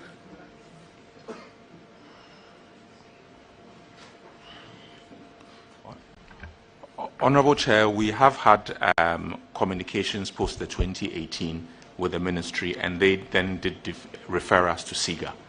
And so SIGA then wrote to us. So in between this audit and the current position, we have sent information to SIGA. That is what I wanted to add, Honorable. When do you anticipate this issue coming to an end? Honorable Chair, that would be very difficult to answer and give a precise date. It's been running for quite a while. Auditors, do you have anything to say about this? Honorable Chair, really the money has not been retrieved, but the corresponding between Snit and the Ministry of Finance were cited and we verified them. Thank you very much, Mr. Chairman. You sent a letter last month. Is it last month? Within this month, actually. Within this month, yes. No, today is 1st February. Sorry, beg your pardon. In January. In January. Beg your pardon. Have you had the response from the Ministry of Finance? The letter went to SIGA because that has been referred to. Has there been a response? Not yet. I think it's too soon, sir, to expect a response, given the date we sent. Why did you wait till January before you send a letter? Because we're coming to public accounts. Well, after you receive our invitation, you send a letter after you receive our invitation. You received a letter inviting you to come to public accounts, then you quickly wrote to SIGA. No, sir. In fact, No, just accept. We'll move forward. Actually, that's the fact. I will accept it and move forward. just to add, sir, that we have actually been in constant dialogue with SIGA regarding our SOEs, and therefore this issue has come up several times in the last month, in January and also in December when we met SIGA. So hence my point that we are in constant dialogue. Okay. Because there are a lot of monies here. Snit is people's pension. We need to protect it well. Now, the next one, paragraph 1842, is on non-performing unlisted entities. Now, you have some investment in some of these companies. CDH Financial Holdings, you have 1.3% shares. Metro Mass Transit Limited, you have 11.67%. Accra Abattoir Company Limited, you have 36.63%. Force Aluminium Company Limited, you have 44%. Kumasi Abattoir Limited, 52.97%. Trust Sports Emporium, 60%. NTHC Limited, 75%. Intercity STC Limited, 80%. Trust Logistics, they wrote there 0%. That's what the report said. Then Ogwa Hotels, that's Rich Royal Hotel, 94.43%. Then Golden Beach Hotels Limited, 100%. Trust Logistics is now 100%. Initial one you say 0. I don't know whether this is another one, but this one 100%. Ghana Industrial and Commercial Estates Limited, 100%. Grand Regency Hotel, 25%. RSS Developers Limited, 60%. Switchback Developers Limited, 70%. And Trust Line Properties Limited, 70%. So these are the shares you held in these 15 companies, and the value of the initial considerations in cedi is 63.1%, and in dollars, some of them are in dollars, 65.8%. Now, auditors I've advised management to investigate the non-performance in these investments and ensure that the value for money is achieved. You are further advised or urged to adopt a better strategy in handling these companies to avoid further losses. Auditors also urge management to perform thorough feasibility studies before undertaking any investment. What is the status of all these 15 investments? Thank you, Mr. Chairman. Chair, yes. I will want to invite the Deputy Director General in charge of investment to respond to this.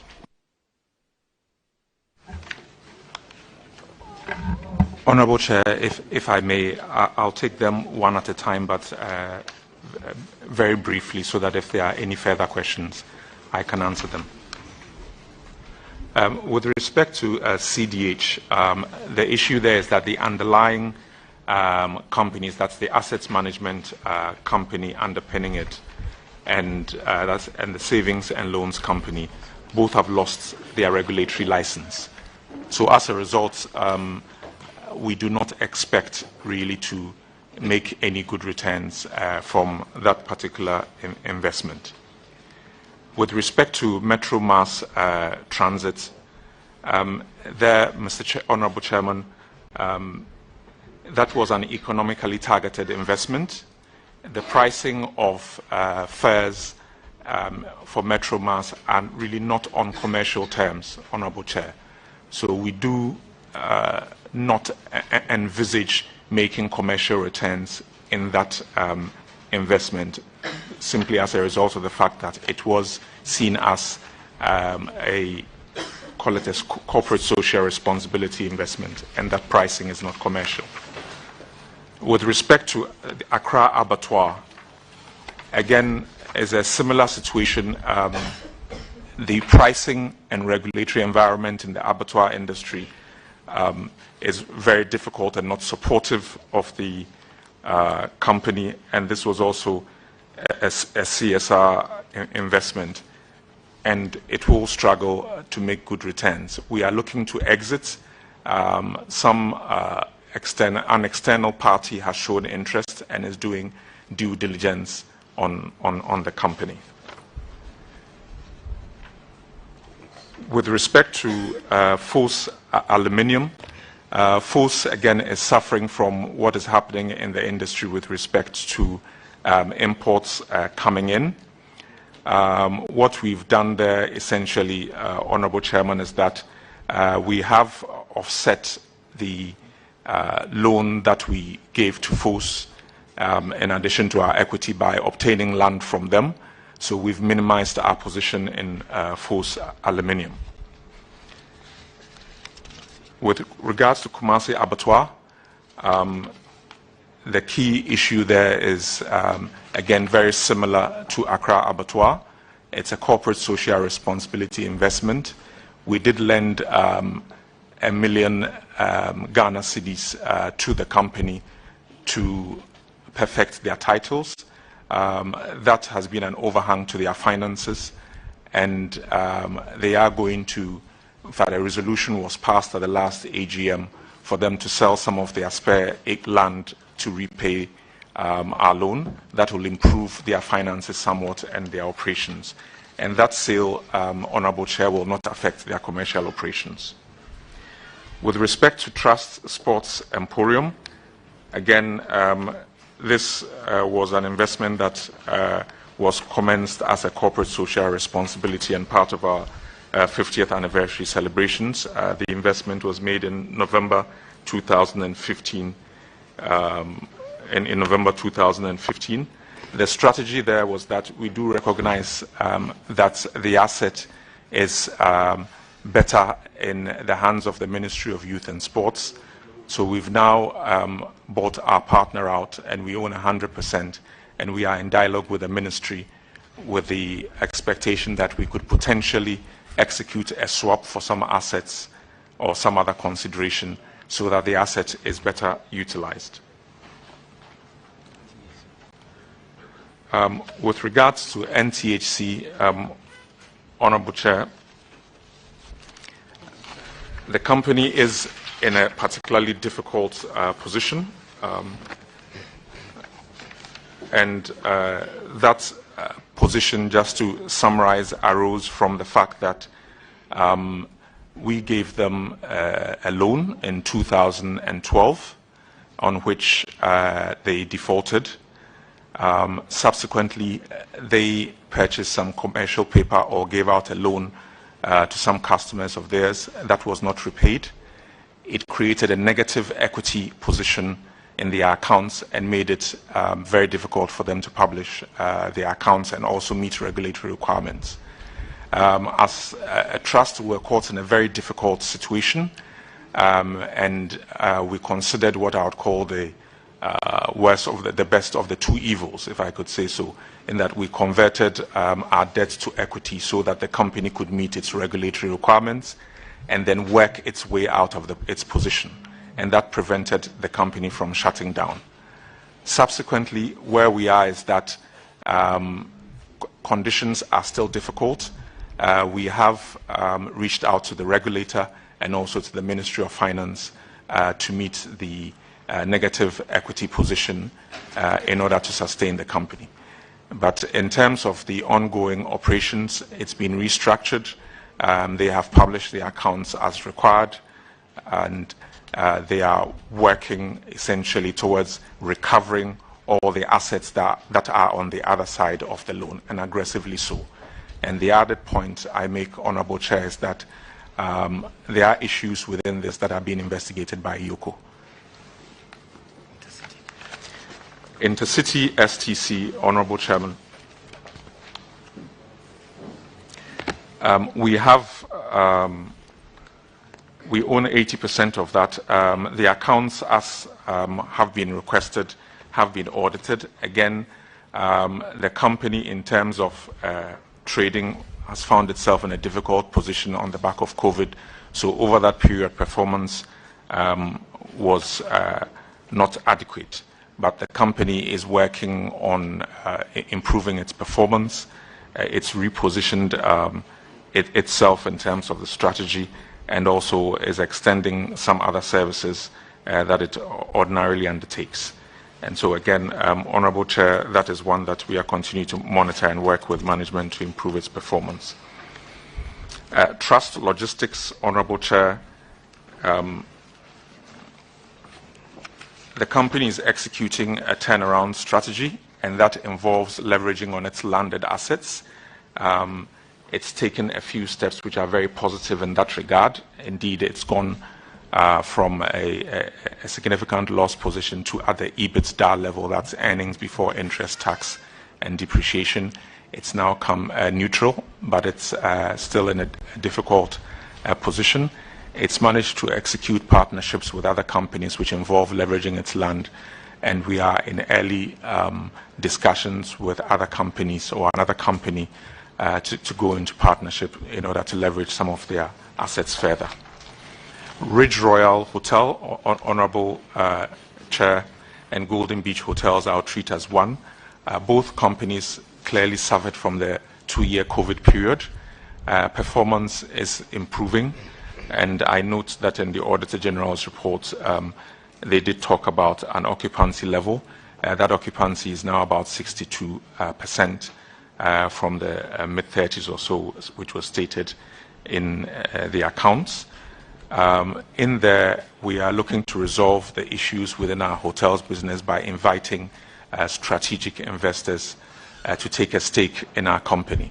And by that, Honorable Chair, we are not talking about selling stakes in the company. We are asking them to come and inject capital for a stake in the company.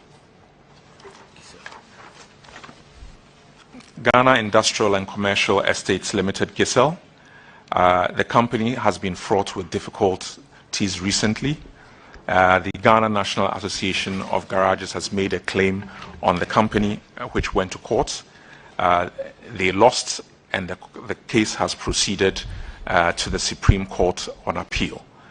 The issue there is that they are encouraging other tenants not to pay the rent, and that has made trading rather difficult. but we are again working with our legal team and working with the company to continue to pursue the case in the Supreme Court. If that is resolved in our favor, we do expect a turnaround in the performance of the company. With respect to Grand Regency Hotel, Honorable Chair, we have sold our 25% stake.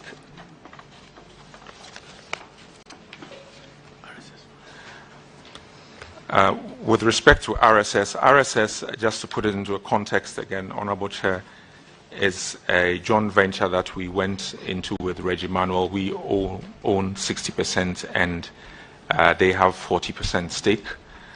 We are executing an asset swap which would minimize our exposure to the company on the debt front. That process is ongoing, and from there we would then essentially make an assessment and also dispose of the properties that will come onto our books in order to maximize the benefits we can make from that situation, Honorable Chair.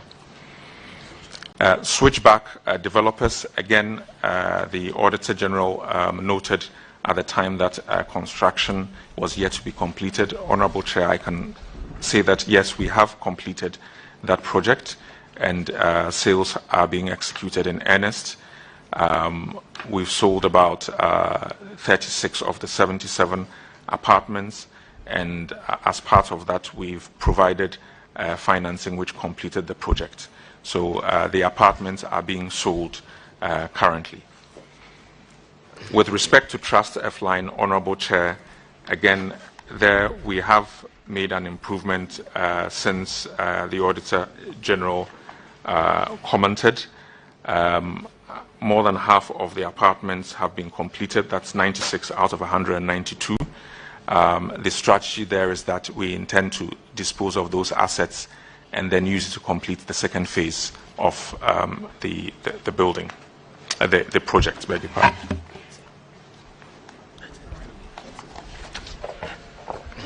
It's brief but long because the companies are many, 15.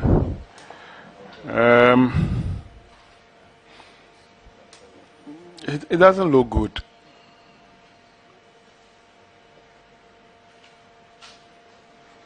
It doesn't look good. I think that Snit management should just sit down and analyze this company, and those that they can back off completely, they should do.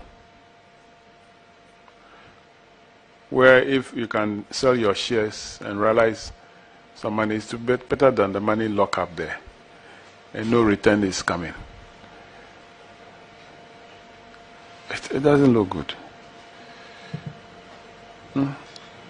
63 million Ghana cedis and $65.8 million.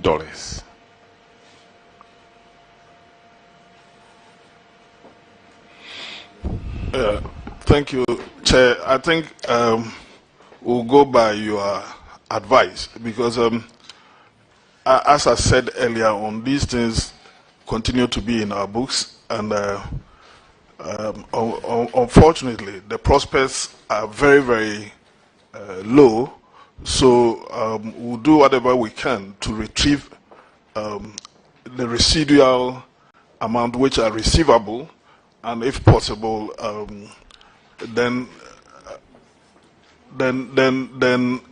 go ahead to liquidate if we should, so that we'll have clean books. These issues have been in the books since dating back some as late as 1993. They are legacy issues which certainly has to have a finality. Thank you. For me, I don't believe in this legacy thing that we always talk about, because governance is a continuum thing. There shouldn't be at a point that we'll be talking about legacy. Because the civil servants, the public officers who are there, they have been there. The only change. Chairman, so there's not a legacy thing here. Honorable Chairman, unfortunately, my issue of legacy here has nothing to do with tenure, but I'm talking of legacy in terms of its reoccurrence every year. Okay. You want to be smart.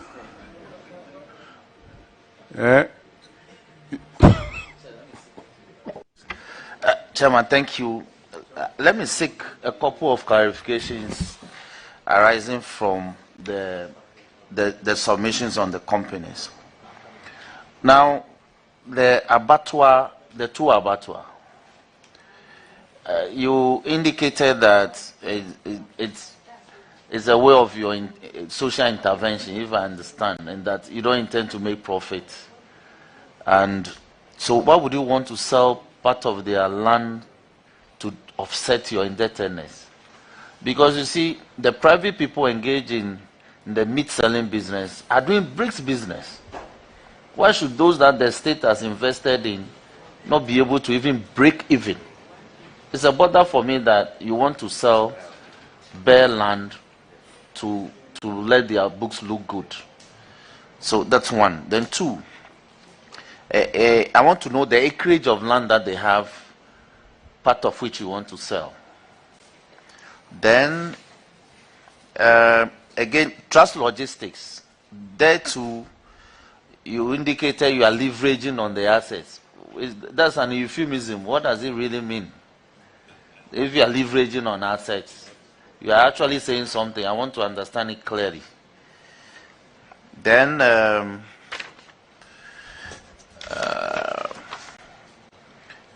the RSS venture, which is a joint venture between yourself and the other entity. There too, you are doing asset swaps. What is the nature of the assets that you are swapping? I'm sure if you swap, you want to again let go so that you can let the books look good. I want to understand what is happening there. Then the switchback development. You are saying 37 of the 77 apartments are ready and being put on the market. What is the nature of investment that you are realizing from there? The committee want to understand. Then the trust helpline. I see that even in terms of your Snit hospital operations, there's some innovation. You've separated it. There's another entity here that deals with. Is it also helping to improve in making realization from the investment? Because the concern of the committee is that if these entities are not doing well, then some of them where you think they can do well should be able to perform well to offset those that are not doing well. For instance, the Metro Mass, we understand. It's Metro Mass. Metro Mass. You should be able to break even at least. Even if you are not making profit, at least break even so that you can repair the vehicles when they break down and also pay staff.